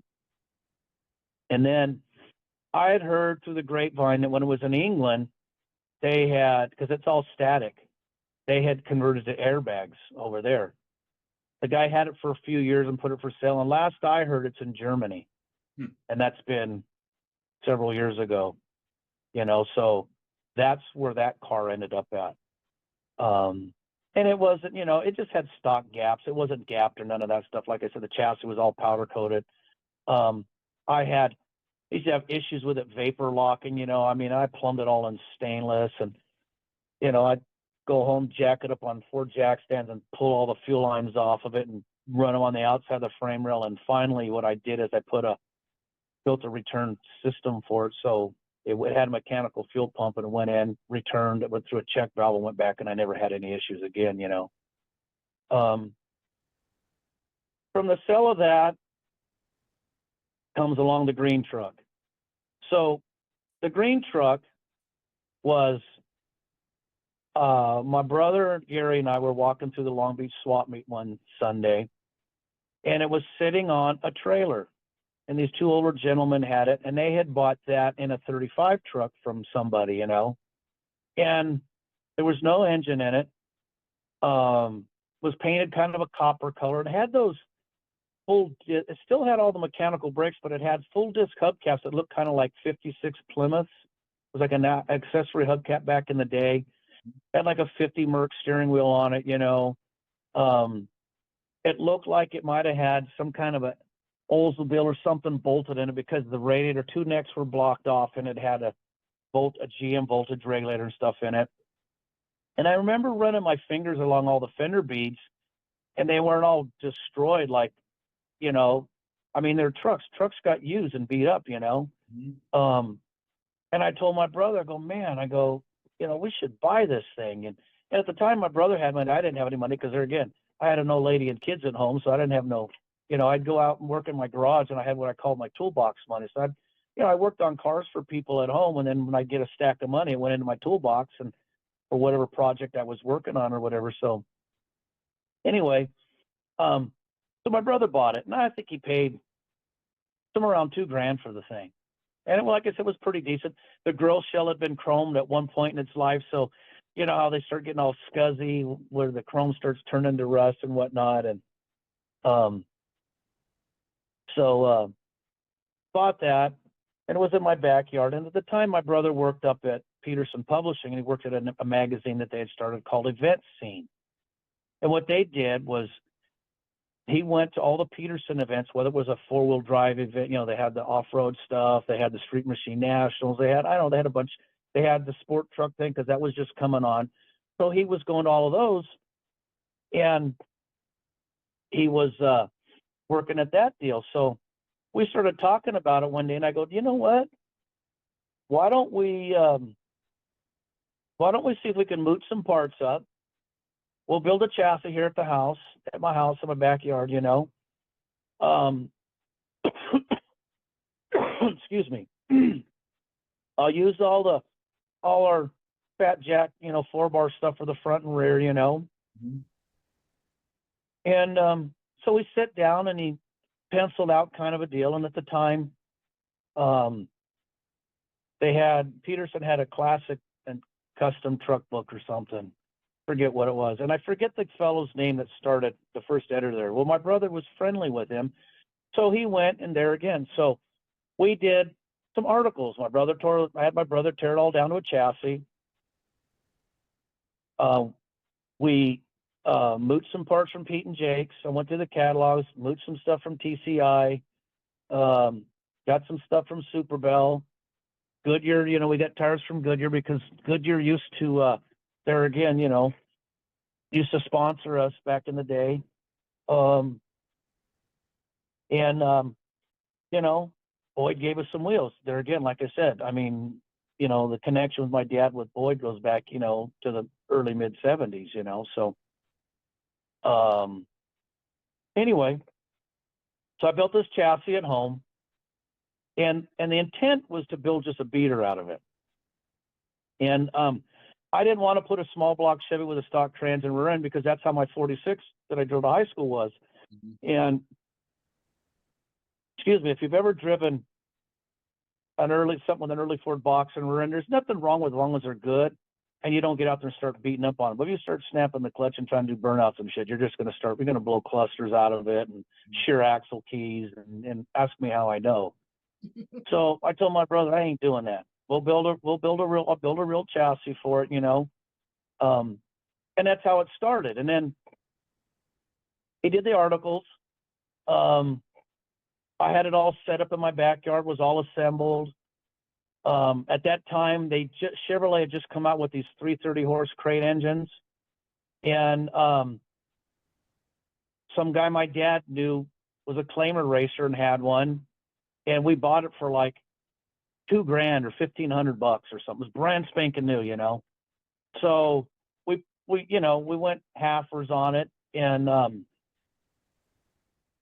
I started building the thing, you know. And then at the time, you know, my dad was cutting everything up and putting 10-inch, you know, 15 by 10s in the back, you know, all them 46, 7, 8s that he was doing, you know, for customers and stuff. That's what they all had. So I'm going to put them on this thing. So that's why it had the mini tubs and all that stuff. And that thing was all built, like I said, with stuff we made, store-bought parts that I, you know, rubbed on a little bit, and, you know, things that I made, you know. And ironically, the only two pieces of sheet metal on that truck that aren't to the original truck is the tailgate, half a front inner fender panel because it was rusted out, and 37s. Those trucks are 35, 6, and 7. They're very similar, a lot of the parts. 35 and 6, the inner fender panel's the same. 37's the same, but the front's a little different. So I had to split one in half, you know, because it had some rust in it from, you know, just being together. And then the part of the box that rolls underneath the tailgate, the outer portion, I made a new piece for it because somebody, you know, put 48 Chevy taillights in it and had a Cal Custom license plate deal. It was so cut up, it was just easier to cut it off, and I just made a new piece and glued on there. And then I took when I narrowed the frame rails up, I narrowed up the structure for the box and made it. You actually bolted the quarter panel, that whole box unbolted and bolted together, so you could, you know, refinish. Like my dad says, you do a pickup truck, you're not painting 2 quarter panels, you're painting 4, because you got to paint the inside as well as the outside, you know. Yeah. So anyway, you know, and so that's how that thing came about. And there again, I used to drive the wheels off it. I went one weekend, I drove to the Bay Area for a early 40 swap meet, and then drove home. And the following weekend, I drove it up to Roy Brizza. Used to have an open house every Mother's Day weekend. I drove it up there, you know. You know, my dad and I, when we shot when Coonan shot those pictures, that was shot in San Jose. My dad and I drove up there. I mean, my dad and I, logged a lot of miles together, that thing. We went to Andy's Picnic in it once, which is in Jackson, which is up by Sacramento. I drove it to Pleasanton twice. I drove it to Bakersfield to the, drags 2 or 3 times. I mean, I think when I sold it, I had like 30,000 miles on it, which is, a lot for a hot rod. Matter of fact, I took the front fenders off and had to repaint them because they were so stone chipped from driving up 5. Yeah. And then there's a guy out here who's now deceased, Bill McGrath. He owned a place called the Early Ford Store in San Dimas. And it's funny because he always liked that truck. And he's a stalker guy, the same Early Ford Store that's still open. Somebody else just has it now. It's his son Michael and his daughter run it now. Oh. So yeah, I usually try to go there when I'm in town for the Roadster show. Yeah.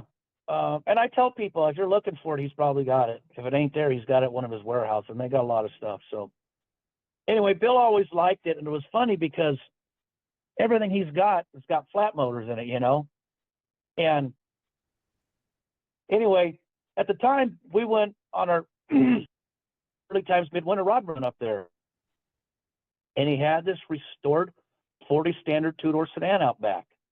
And I hate 40 deluxes, but I love 40 standards, and the ironic thing is the same damn car. It's got a different grill and hood on it, Yeah. So we started talking, and about that time I wanted to sell that truck because there again, I just drove the shit out of it. It's like, yeah, it ain't going to be worth anything if I don't get rid of this thing, So long story short, we came up with a swap deal. He gave me some money in that 40, and I gave him my truck. And it was funny because when I took it up there to do the swap, I go, okay, here you go. Took him for a ride around the block, on it. And he was driving it, and he started legging it a little bit. And I go, hey, listen, dude, this ain't like one of them cars you got with a flat motor in it. So this is a little bit of poop. You better pay attention, Yeah. So, so he ended up with it. And I used to get people tell me that they'd see it all over Chino on Sundays. He'd get it and go bar hopping at it on Sundays, For a while, and the Johnny Rotten on the doors. That's your nickname. And he didn't take the Johnny Rotten off the doors, did he? No, he didn't. They wanted it. It looks identical to what you. The only difference is it doesn't have those wheels on it anymore. When I had changed the wheels, I'd put some T70 Americans on it. They came out with T70s, and I bought some 7s and 8s, and I took the 8s up to Eric Vaughn, and he cut them apart. And I took a pair of 10-inch D wheels, and he cut them. I made 10s for the back, so now it's got. And they're full polar, so it's got 7 and 10 T70s on it. But yeah, no, they didn't want to take it off. They say, "Can we leave it?" I go, "I don't give a shit. It's your car. You can do whatever you want, And to this day, it looks the same, So his kid crashed it. They were doing a YouTube video doing burnouts, and he stuck it into the curb. And we ended up fixing it out at my dad's, But yeah, it looks the same. The family still got it. It used to sit inside the store, and Bill got tired of people, because it's real tight in there, dragging across it. So he took it home, and it's hard to get out of their driveway. It's, they got to set out ramps and whatnot. So last I heard, the sister and the brother-in-law wants it. So I don't know. But it looks the same, still around. So you still have your dad had the car's been. I've seen it twice. The truck at it was in Classic Truck Performance. They do like their tribute type to 48, right? Ford truck. The 51. Okay, and I seen it on display. You have a truck invite at the Roadster show. And then the year before your dad's last year at the Roadster show, you guys had it you got a little booth there and had him there and got to see everybody. I got my picture taken with him. And you still have that truck? Yes, we do. And that thing's awesome because I love the generation of cars that had anodized bracketry and stuff like that. And that car's the engine compartment and some of the rear suspension and hangers and stuff has purple. Carrie's favorite color, purple anodized stuff in it on a black truck. Looks really cool. Yeah, my dad was a freak for purple. We made fun of him. The bedwood is tinted. It's actually they put clear urethane down. They mixed like some candy purple in it when they painted them, and we were teasing them about it, you know. And the funny thing is, I see now somebody makes some stain that's that color. Yeah. But yeah, we still have the truck. As my dad got older, you know, he wasn't as savvy as he was, you know. I mean, that's just, you know, part of the game. And he had dementia. And the funny thing is, until it hits you, you know, you don't really realize what a debilitating disease it is. But the other thing you don't realize is how long of a span it was coming on. You know, he'd go somewhere and get lost, and we'd laugh about it, you know, not even thinking. Then after he passed, you started backtracking, you started seeing it. So for years, my dad had the same crew. I mean, for years. You know, when we did the 46, you know, the race car and stuff like that. And then when he ended up moving out of town out to the world, you know, Lake Elsinore area, he had different people. And he has, you know, what I call fly-by-nighters. And they're just, I don't know how to say this correctly or whatever, but I guess they just don't really have the experience. Mm-hmm. And my dad was really a pretty shitty teacher. I mean, he'd get pissed off and just start yelling at you and shit, you know. So, and this is what I'm talking to you.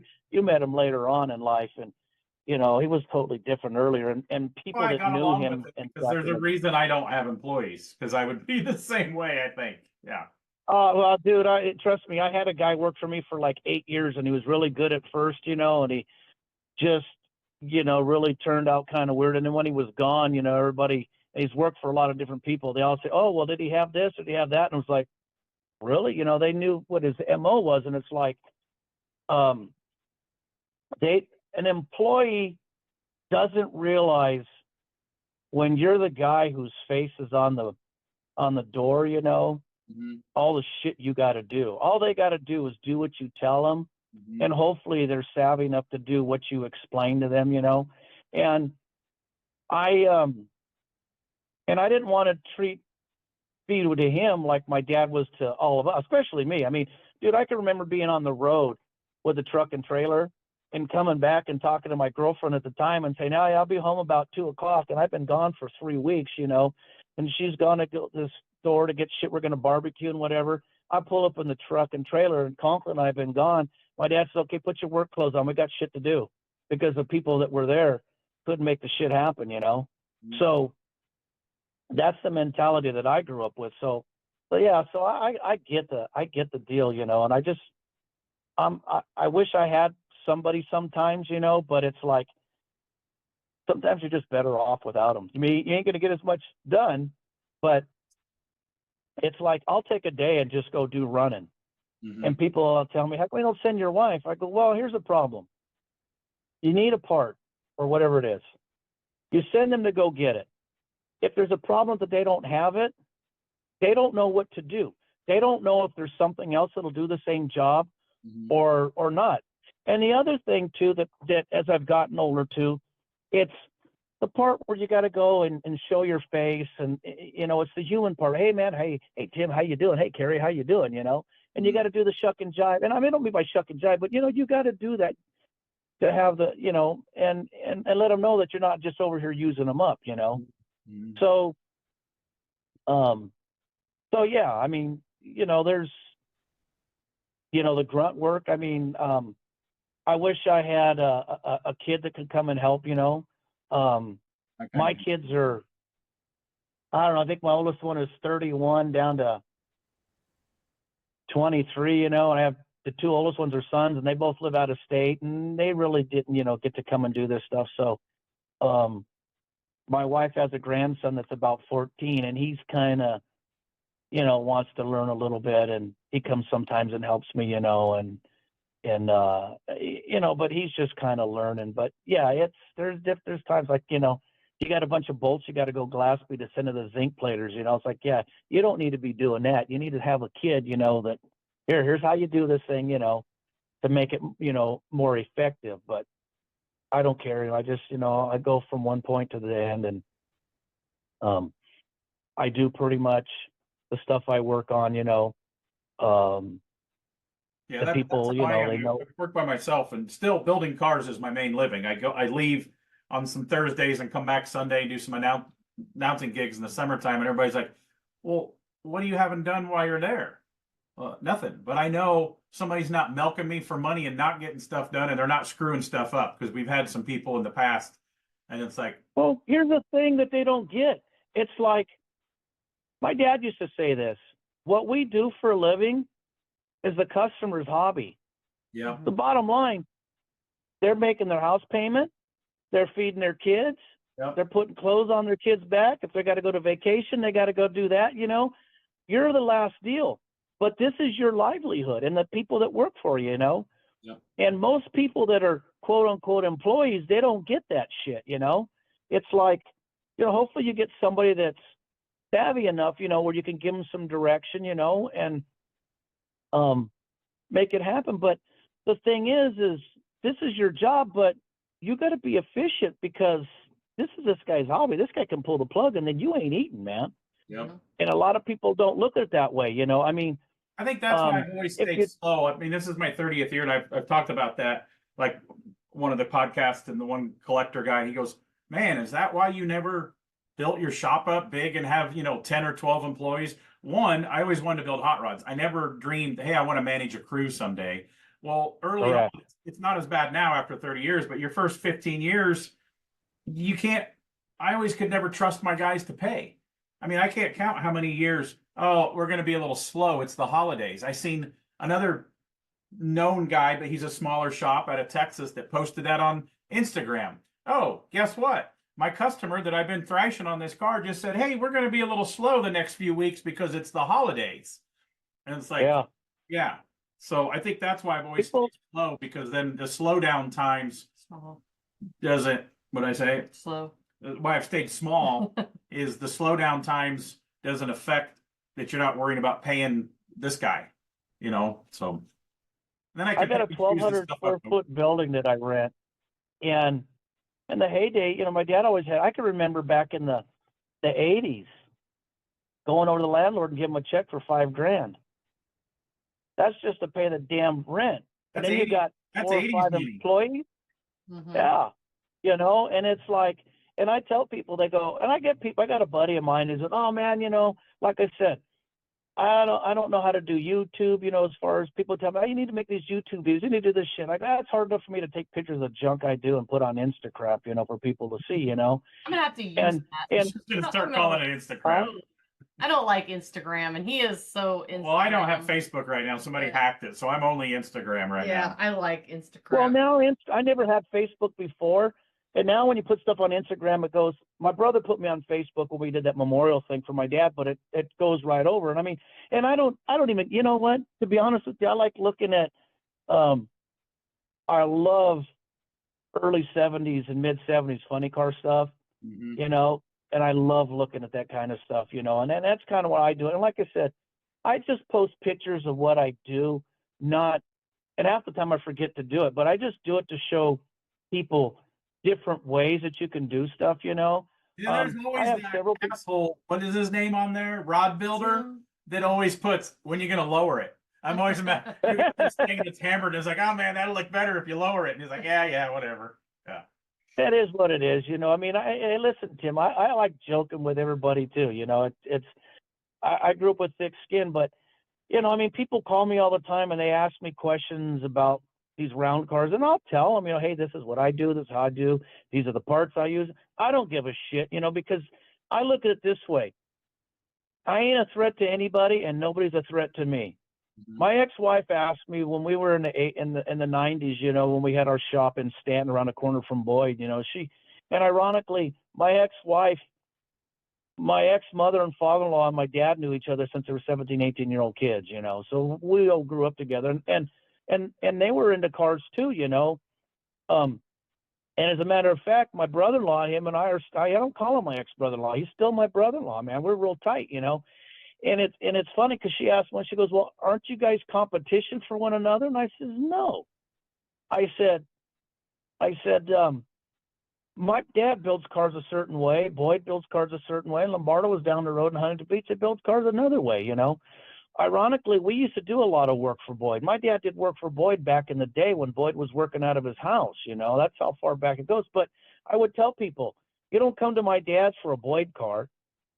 You don't go to Boyd for a Lombardo car. You don't go to, Lombardo for a Fat Jack car. I mean, everybody, and it still is to this day, anybody that's in this, as I call it, whatever you want to call this thing, industry, hobby, whatever the name is for it, the magic name, everybody's got their little niche that's been around for a while, and you guys are exposed to enough that you guys can see that, and I can remember back in the day, San Diego is only an hour and a half drive from here. The cars down there were built way different than up here. Mm-hmm. I mean, it's a flipping hour and a half, And I see people like now. other builders that I know a few builders, you will never hear them say, oh man, look at that car. That thing's really cool. Or they did a good job, or an attaboy even on social media, because I don't know. I've always been first, I'm a fan of builders before I'm a builder. And sure, kind of pay attention, and you got to give the attaboys, because I do all this announcing stuff. But I've always kind of, when I see something cool, it's like, I'll give them an attaboy. Man, I really like that car, the color, the stance, or whatever. But I do know quite a few builders that you'll never hear a compliment coming out of them. Yeah. They might half-heartedly say, "Oh man, this is kind of cool," but they'll never tell the builders that. I don't understand that, but that's just how some people are. Well, I come from the era too that, like I said, I'm much younger than my dad in that group, but I've had so many people tell me that are into this thing now. They said, man, that group, that time, my dad, Boyd, LJ, Don Thielen, Pete and Jake, P. Wood, Ewing, all that group, they're all gone, pretty much all gone, Those are the guys that to built this industry. I say, I mean, all the parts that, and you have to pay respect to those people. Mm-hmm. And there's people kind of like what you're saying, and there's one guy that I fuck with all the time, and he's got no respect for them people, and you have to, because no matter what you do, they came first. Kind of like I was saying earlier about the A to Z thing. You get into that 60s custom show car stuff, I want to barf. But you have to accept them guys, I mean, I remember when my dad and I did Monstrosity Garage, and we did that 54 Chevy, and here's my dad and I, and they've got Bill Hines and Dick Dean and Winfield there, and they're at, they take you into this back booth thing, and they start asking you questions, what you think, and then asking me, what do you think about all these guys? I had to bite my tongue because, they didn't do anything that I particularly like. But you know what? They came from a time when all they had was a goddamn cutting torch. Mm-hmm. They had an air chisel. They had an arc welder, if they were lucky. They had a grinder, and they might have had a drill motor. They didn't have any grinders or air sanders with cut off wheels. Yep. They used to melt lead, and that's why all that stuff had all that lead in it, because that's what they had to use to shape. I mean, could you imagine cutting down pot metal vent windows or stainless ones on a car you chopped and without a TIG welder to weld the shit together? They didn't have nothing back then, And it's the same thing. It blows my mind that they're making all this stuff and stamping it all. Back then, they can't make the stuff today look like it did back then. And them guys, all they had was, they had stumps and wood hammers and shit, and they could make stuff that, now you go to somebody's shop and they got all these English wheels and planishing hammers and all that. Out here, if you wanted any tin work done, you went to Stevie. You went to Davis. Mm-hmm. Davis did everybody's shit out here for years. Now, as you said, everybody's got a big shop and all the stuff, and whatnot. And that's okay. It's good for, I guess, a hobby. It's good for people that want to learn to do this stuff. It's good for the guys that got the multi-million dollars to have you build them a car, from a computer or whatever. I mean, and that's where the double-edged sword comes into play. You need that to make this thing expand. And it's good because it gives you things to look at to say, hey, man, that's a pretty neat idea. Maybe I can apply that to something else that I'm doing, but not at such an extreme level. And it gives, but I think it's all getting focused too much on that and not on, the smaller, either the smaller shops, not necessarily smaller shops, but just the kind of, they just building hot rods, man. Not all this where you got, whatever the program is for your computer, and plugging into your Haas machine. I mean, dude, I remember going to LJ's shop when the first CNC machine he got. The first one he got was when he went, I think he did his second Indy car. Mm-hmm. He bought that thing, learned how to use it to make parts for the Indy car. And then when he made the parts for it and went to Indy, he was going to send the machine back, just turn it back in, And then along came the gasket thing when he built the Willys for Herutka and whatnot. And I have then he quite started the doing that collection Rockware stuff. of Little John stuff. I have one of the lamps that is engraved 1988 when he did like a dozen lamps for his buddies. Yeah. I have a set of chairs right back here that are like billet beach chairs, and they actually rock that he built. Oh man, out of Texas. I'm blank on his name right now. He had cars built at Boyd. Gidry. Yeah, these were Gidry. Yeah, I had a buddy that used to buy stuff from Gidry. Then when Gidry passed away, from his family, he bought a lot of stuff. And then when my buddy passed away, that's how I got little pieces that my buddy would buy from Chris Butera online. So I actually messaged, you said her name. Is it Lee? Lee, yeah, that's his daughter. Because I need one Little John stuff, little stick-on badge that I have one. I need one more for the other chair. And she goes, I probably have it, but I don't, she doesn't know me from anybody, but I probably don't feel like digging through it, So if you talk to me, tell her I was the guy, I need one of them little John stuff, little badges on the other chair. I'll ask her. Yeah, we talk about, she goes, this guy? He says he knows you, and it's pretty funny. And I go, yeah, I know who he is. I go, or I'll tell her, yeah, no, I don't. It's, it's just one of them things, but yeah, I'm, getting back to the guy, Ed, that owns the yellow 56 truck, and he bought Schaefer's truck, and when he was buying it, he was talking to me about it. He was supposed to come out and look at it, and, Charles and, what's the guy that owns that classic? Noah. They came out, and I met him out of my dad's and showed him the truck and stuff. And anyway, and that Ed asked me on the phone, hey, how come you don't want to finish this for Danny, because my dad had passed away and whatnot. And I says, hey, man, you know what? I don't have a shop. I don't have a crew, nor am I interested in doing that. Yeah. I watched my dad, like I was telling you earlier, about the $5,000 rent check, and suffered and he's got 4 kids at home and an old lady that, my stepmom didn't work.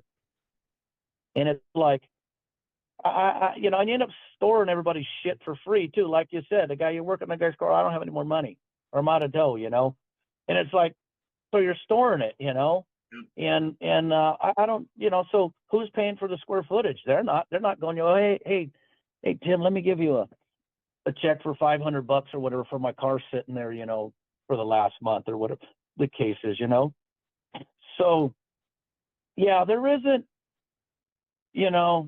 everybody thinks there's a bunch of glory and all this stuff, and it's not. I mean, I don't want to do anything else.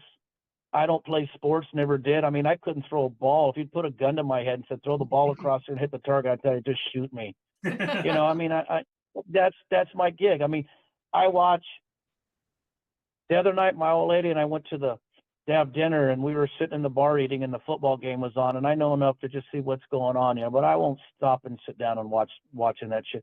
I just want to work on early Ford junk, and I mean, I remember one time my buddy sent me a pair of carbon fiber valve covers for small block Chevy, and come to the shop here, and I opened the box up, and the guy that used to work for me was here and was all excited, She goes, man, I ain't never seen you get so excited about something. There's a pair of fucking carbon fiber valve covers, But if it's early Ford 10 or the just the search for it or whatever, the hunt, hey man, I'm ready to go 100%, I was pretty excited when I got the valve covers that I bought from you.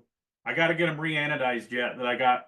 Your dad used to do ball milled anodized valve covers and air cleaners, and you sold me a set for my OBS truck. So I was pretty excited when those. Yeah, and the ironic thing is, I could probably build a dozen more sets of those in black or red, but there's no valve covers around. Mm-hmm. Hawley remade all the gasket covers, but they don't make that particular one.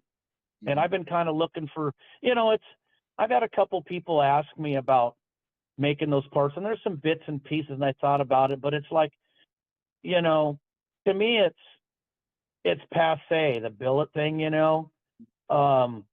there again, there was a time for it, whatever, and it was cool, and we sold a lot of stuff, man. I remember I drive the dually in the trailer every summer and go and I put dash clusters together. We made them for 32s and 34s and 40s and 38 Chevys, and we, and what color, what you want, a black one or a clear anodized one? What video gauges do you want? And I build them to suit at the shows. And originally we just made the the valve covers in black and clear. And then I started doing I did, I think, a pair of blue and a pair of red and a pair of gold, and thought, well, we'll just keep people some color choice. And the ironic thing is I did an air cleaner, one, and one, but thinking people want to buy a set. Well, now they wanted a pair of gold valve covers, but they didn't want the air cleaner. Or somebody wanted a red air cleaner, so they ended up breaking the sets up, But it was just, it just, like I said, it's passe. Anymore if I do that stuff. I'm doing this kind of retro styled OBS truck for myself very slowly. And I always see these pictures of Greg Westbury did these cool billet taillights for the roll pans. And I was like, man, I saw you had a posting on that not that long ago. Yeah. And he's always like, dude, I could make some, but I'm not going to make just 10 sets. If we can sell way more, he goes, I'm not going to do boxes. I'm going to, So I still think somebody's got some underneath their workbench someplace that they'll come across. They're around. It's like back in the early 80s, my dad had that Ultra Cars and Components thing. Brizio was the only one that made phony knockoffs. The plate that bolted on the hat and the wing. They were copies of Hallobrand stuff. So my dad started making them. And they used the Hallobrand wings, and they cast up the little thing. And then they had these cones that were machined out of billet aluminum and then clear anodized. And at the time, this was like 82, 83. They were like $300-400. They were expensive. And I've been looking and looking and looking, and watching eBay and stuff. And I finally found a pair the other day on eBay. And the guy's got them out here, and he's missing one of the wings, but that's not a big deal. And they don't even know what they are. They say, they got them listed as a Hallobrand thing, was a deal that my dad made, And so, and that was made, that's 82. So what's that? 40-some years ago? Mm-hmm. 43 years ago now, 42, 43. Yeah. So, it just, there again, times change, styles change, tastes change, As you said, you're doing an OBS truck, and they made billet everything for them. Yep. From shifter handles to AC vents to controls to grills. Look at the companies that came and gone. It's kind of like the fat tire chopper thing, when that craze hit, there was all kinds of they're all gone now, Yeah. And that's kind of how the same thing was with them trucks. They were a big deal. And then I remember when I think it was like 05 or 06, I got my 02 truck, and I lowered it. About that time, everybody out here started raising them up, So it was the total opposite. So things just change. And, but yeah, like I said, I still have some bits and pieces, but it's like, to me, I just didn't warrant it. I made a couple of things that my dad used to make, the motor mounts that we used to make, for the small block and big block Chevys. And I changed them a little bit. I just kind of raised them up a little bit because now you can do that with the stuff that's available. And then my dad used to make a billet license plate frame. And there again, everything was all square, hard edged. And I had a guy make them all the same size, but I had him put a half round radius all the way around it. So now when it's all done, it actually looks like he went to Pep Boys and bought a chrome license plate frame, But my dad made them. They were the actual physical size of a license plate. You had to trim them up to fit in there. And I made some of those, and there again, they're so, you got to get $100 a piece for them, and that's just powder coated, or polished. But back in the day, I used to hand sand them with a block and 80 grit, and they all went and had either black or clear anodized. Everything we used to make back in the early 80s, before my dad did the later, like the valve covers you got were the later ones that were polished and then anodized, and then they put the ball grooves in them. Mm-hmm. Back in the day when we were doing all that stuff, I hand grained everything. from the valve cover tops to the dash inserts, the license plate frames. Then they went and got either black or clear anodized. Then they went back to the machine shop and got the ball mill grooves, whether it was the air cleaners, the valve covers, or the dash inserts. But I used to have to, this gets back to the thing we was talking about earlier about the farm kid, and if you told your dad age, you just have kids, for slaves, well, that was me. So, so what are you working on now? What do you got projects in the shop? Right now I've got ironically, I ended up with at one time 347 Fords in my shop. I was building a chassis for a buddy of mine. He's got a Woody with a Chevy with a stock running gear, and he was wanting to put it open drive. And I go, dude, I got a spare frame. Let me just build you a chassis and do a body swap. And that's kind of stalled because they're again just me. Then another buddy that I used to work with had bought a 47 Ford Coupe that was done about 30 years ago, and it came in to do a little tuning on it. And I probably it doesn't look much. It's lower and got different wheels on it, but I probably redone probably a good 60% of the car. It's kind of sitting there again because I'm by myself. And then the biggest project again, the fellow I was talking about earlier was an old customer of my dad's. He had bought a 47 two-door sedan that was built out at my dad's, partially by my dad, and then the owner took it home and finished it. And this fellow bought it people later. Then he found my dad and sent it back to my dad to do change a few things on it for him, mainly to raise it up. It was, it was too low for him. And he had it, he sold it, started a business, got a pretty successful business, and he bought another done car. This is, let's say 5-7 years later after he'd sold it. He bought another 47 two-door sedan, and he contacted me about 3 years ago and said, who he was. Does he remember? I go, yeah. And he goes, well, I got this car. And it was a brand new done car. And nothing trick, nothing fancy, just a 47 Ford, basically stock looking, lowered a little bit, had some 5 spokes on it. And he tells me, he says, it overheats, it doesn't stop, and it wallows going down this road. This is the phone conversation started. And I says, okay. And I go, what's it got for an engine and a cooling system? Well, it just had a Target Master deal in it, no air, just had power brakes, but it had an aluminum radiator, one of them Chinese ones with like a little 2-core thing. I go, well, and I know he was reading off the sheet from the guy that he bought the thing from, So I says, well, we put a good copper brass radiator and that should solve your problem, So what else? He goes, well, it doesn't stop. I go, what does it have for brakes? It's got 4-wheel discs. I was okay. And it's a generic deal. Mustang 2 front end, parallel leafs in the back, 8-inch Ford.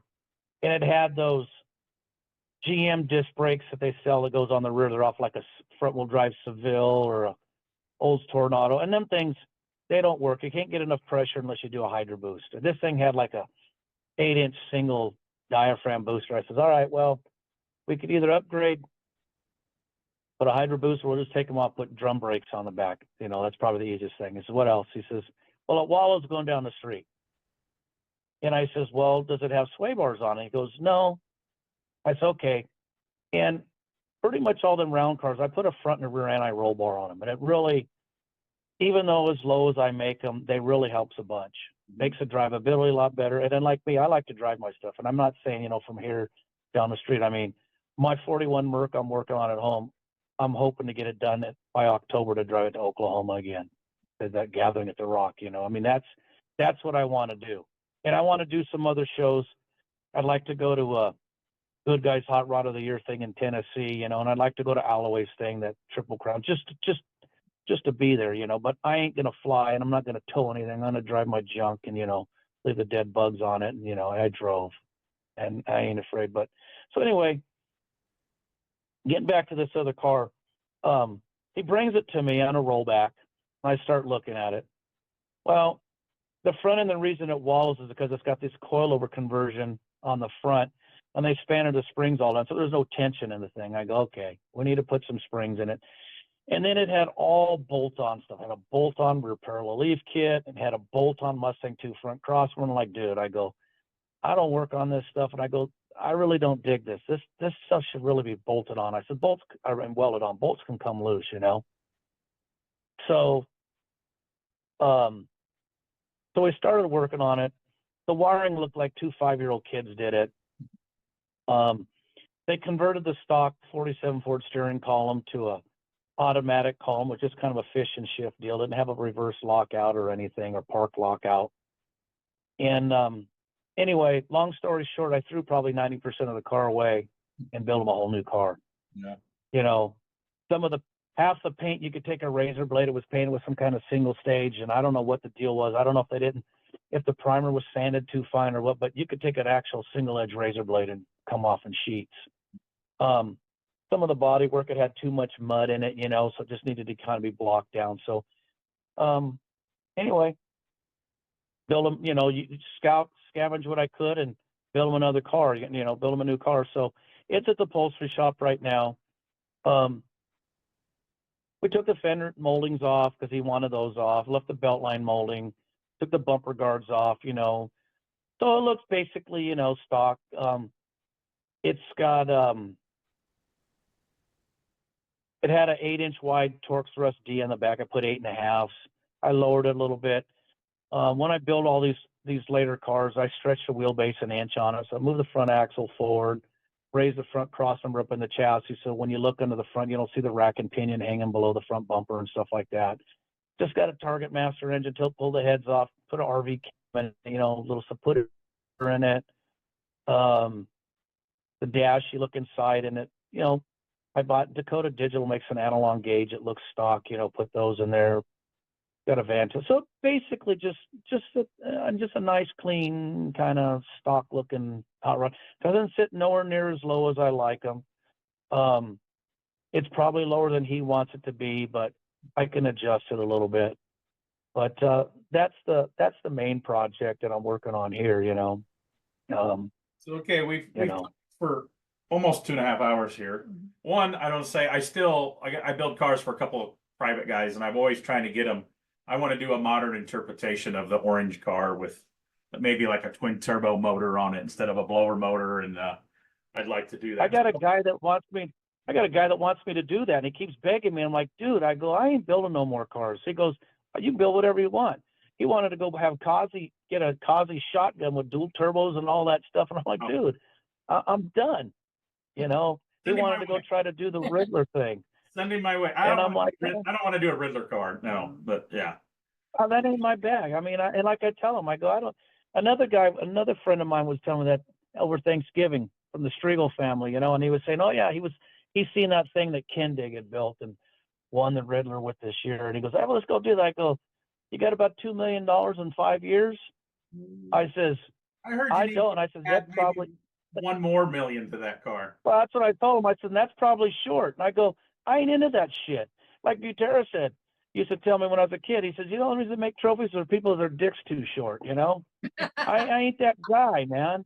I heard a little John story one time that he built that polished aluminum roadster body, that roadster that he built towards the end there. Yeah. And he took it to some show and they judged it. And they came over him at the end. It's like, well, you didn't win your class. Maybe next year add some murals or something on it. And it's like, I would just love to hear his. So give us, before we wrap up here, give us a really good Little John story and one crazy of your dad's story. Abbreviated something like. Just the shenanigans around them guys had to be crazy. So some kind of story maybe you've not told. But again, don't have to. Not a bad story, just some like, oh man, you wouldn't believe what one of them did it or something. Well, Butera's nickname for my dad was Porky. That was my dad. That's what he called my dad. So, as I said, the story was told to me how my dad actually met Butera was back in the early 70s when he was still building funny cars. Mm-hmm. And this gets back to the L.A. Hooker thing with Gene Beaver and the Condit brothers.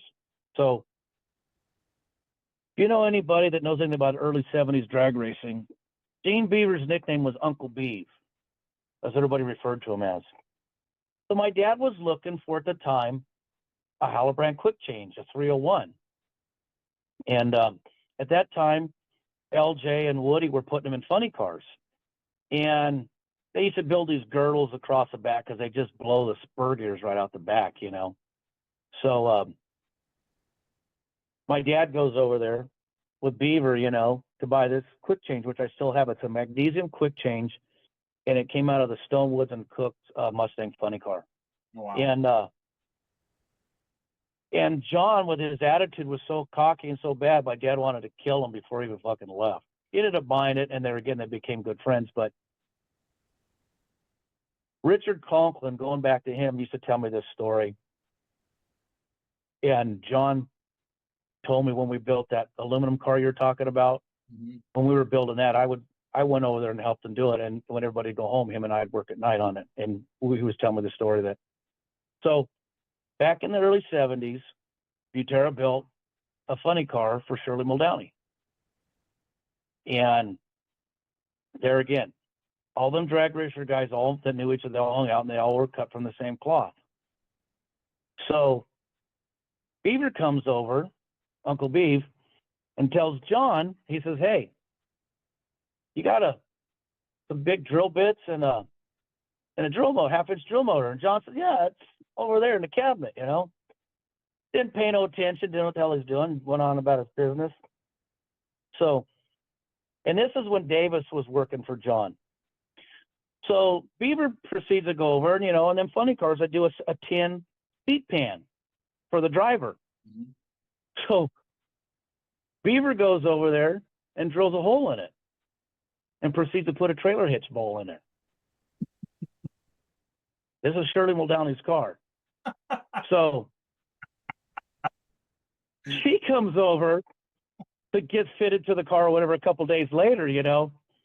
So they had taken the trailer hitch ball out, you know. And anyway, there was a big hole in the seat pan. She asked him what it was. He just kind of, you know, just kind of brushed it off. Well, like Uncle Beaver said, she didn't need any seat belts. They put the trailer hitch ball and just snapped her on. So, and that's a true story. Like I said, Conklin used to tell me that, and John verified it years later. So I don't know if that's PG or not, but that's kind of some of the shit they would do. You did a good job loosely censoring it. Yeah. So anyway, I don't know. My dad used to do all kinds of shit. I remember one time, Roy Brizzo used to have an open house every Mother's Day weekend. And he had it for 20 years, I guess, or somebody. You'd have to ask him. So at his old shop by the airport, like I said, there's the row of buildings, there's a thing down there, and he'd have you know, the alley in the back and everybody. So my dad, myself, Boyd, and Chris and Greg Coddington all flew up there for this thing. Chris and Greg were little guys, and I don't even know if I had a driver's license yet or not. So I might have been 14, 15. And come to find out, this was Roy's, years later, this was Roy's open house, you know. So everybody does their thing for the day, and we're still there at night, you know. So my dad, they're all drunked up. So they had this Lincoln Town Car doing burnouts and Brodies in the back of the alley behind Roy's building, you know, and doing a bunch of shit. So finally my dad takes the thing and parks the bumper up against the building, puts the thing in drive, and just starts smoking the tires and sets the cruise and just walked out and shut the door and left it there with the tires smoking. That was one time he did that. But then another time they went to Columbus for the Street Rod Nationals. Him and Gary Lorenzini flew back there in Baskerville, and I don't know, there was half a dozen of them. Same deal with the Lincoln Town Car. Come up to some restaurant, nowhere to park, and they had some kind of like a little grassy knoll thing with a little creek and stuff running, and he just come up and just bounced up over the knoll and just dropped the thing down. The creek got out and opened the doors and just shut the doors, and they all walked off and went into the restaurant, just left it there. There's some other stuff, but yeah, I can't talk about it on here. Some shitty dips to low back. But, well, we should probably wrap this up because this has been a long one. I knew it was going to be, and you got so many stories. We'll probably be a part 2 eventually someday. We didn't even get to talk about the color change on the Little John car. Oh, dude, do you know what? You haven't even scratched the surface. Yeah. I mean, like I said, the 3-window. Yeah, I mean, my dad owned that when I was a kid, and there was that deal. I mean, I worked for John when I was in high school when he did the Willys for Heredka and Chris's Nova, and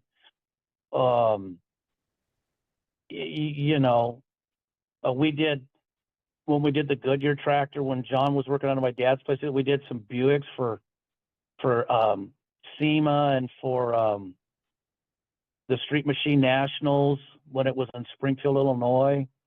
There's a lot of different stuff. I mean, that's kind of like I told you, My wife just keeps looking at me. But real quick on the Little John story, that Little John 3-window, the 32, it's red, and it was at the Triple Crown, and I posted it. The story I always heard that it was black or something, and they painted it maroon or red to be on the cover of Hot Rod. But you said that's not really the real story of how the color that it got. The car, I don't know if he painted it black first or he was going to, and they weren't going to put it on the cover black. So it got painted Regency red, that maroon. Mm-hmm. After all the photos were shot, he took it home, tore it apart, and was painted black. Tore the whole car apart. And That's when how my big dad and Gary Hall cover on Hot Rod magazine. Yeah. Yeah, and this is 79, Mm-hmm. I think 79 or 80. That issue is because Chris's Camaro is on there, and anyway, he tore it all apart and repainted it black. There's another story when he was building that car. He was building there's a Deuce 2-door sedan that's kind of a sister car to that was being built at the same time. That's still floating around, and actually the suspension and the engine and transmission came off of that car and became the Vern Luce Coupe. Oh wow! So, yeah, dude, there's like I said, there's it's like they say, you want to run for political office, you better not have any skeletons in your closet, because like I said, I was exposed to a lot of people, a lot of really super good people. I think personally myself, I think I learned from the best people that there was out there at the time, and as I said before, things are different now, and I kind of get it. I don't have to like it, and I can accept it to a point, and I can just go to my little cave and do my thing, and I'm okay with that. I don't need to, have a TV show or, be on posters or whatever, what everybody's got to do. I'm just me. Like I said, at the end of the day, like I tell people, all I am is Fat Jack's asshole kid, and I'm okay with that. It's what it is. But yeah, there's a whole lot more stuff, as you're saying, that I could talk about that I've been exposed to, and very fortunate. This episode, I'm going to call it episode 1. We got a lot of your story and growing up around all the stuff. But then maybe someday we need to do a part 2, and you just tell us random stories from all these guys that you grew up around. And going to say, Chris Coddington, look up podcast Hot Rods by Boyd that Chris Coddington's done. You've been on there twice. The Bowder boys have been on there. I mean, the stories that everybody has from there. That's why I love Chris's podcast is my favorite, other than the Strange Motion Way. I love the stories that he gets on there, and the heyday of the Boyd Coddington, shop of all the past workers. I guess love them so. Yep. So we want to thank John Robinson, for being part of the Strange Motion Way podcast, and I'll see you in I guess few weeks, 3 or 4 weeks at the Roadster Show. Yeah, I'll be out there. Yep, I'm coming. I'll be there. 4 days. Okay, I'll be there Wednesday through Sunday, I'm sure. Okay, yeah. So I get in town Wednesday also. So yeah, my buddy's got a car he's putting in there for the Grand Poobah Award, so we're all going to kind of go there and cheer him on, I guess. Cool. Awesome. So get your Q-tips out and see what help happens. No, I don't do that shit. If something breaks and it needs welding, I'll fix it. I ain't cleaning. Yeah. Amen. No. Okay, man. Thanks a lot. All right. Thank you. All right. Thanks, you guys. Be good. I'll talk to you soon. Okay, Bye-bye. later. Bye-bye. Hey, welders, ready to upgrade your gear and save some serious dough in the process? The Miller Build with Blue Savings and Rebate Program has you covered. Find amazing deals and cashback rebates on a wide range of Miller products, from welders to plasma cutters and everything in between, all backed by our 3-year warranty. Don't let this opportunity pass you by. Take advantage of the Miller Build with Blue program now. Visit us online or stop by your nearest Miller distributor today to start saving.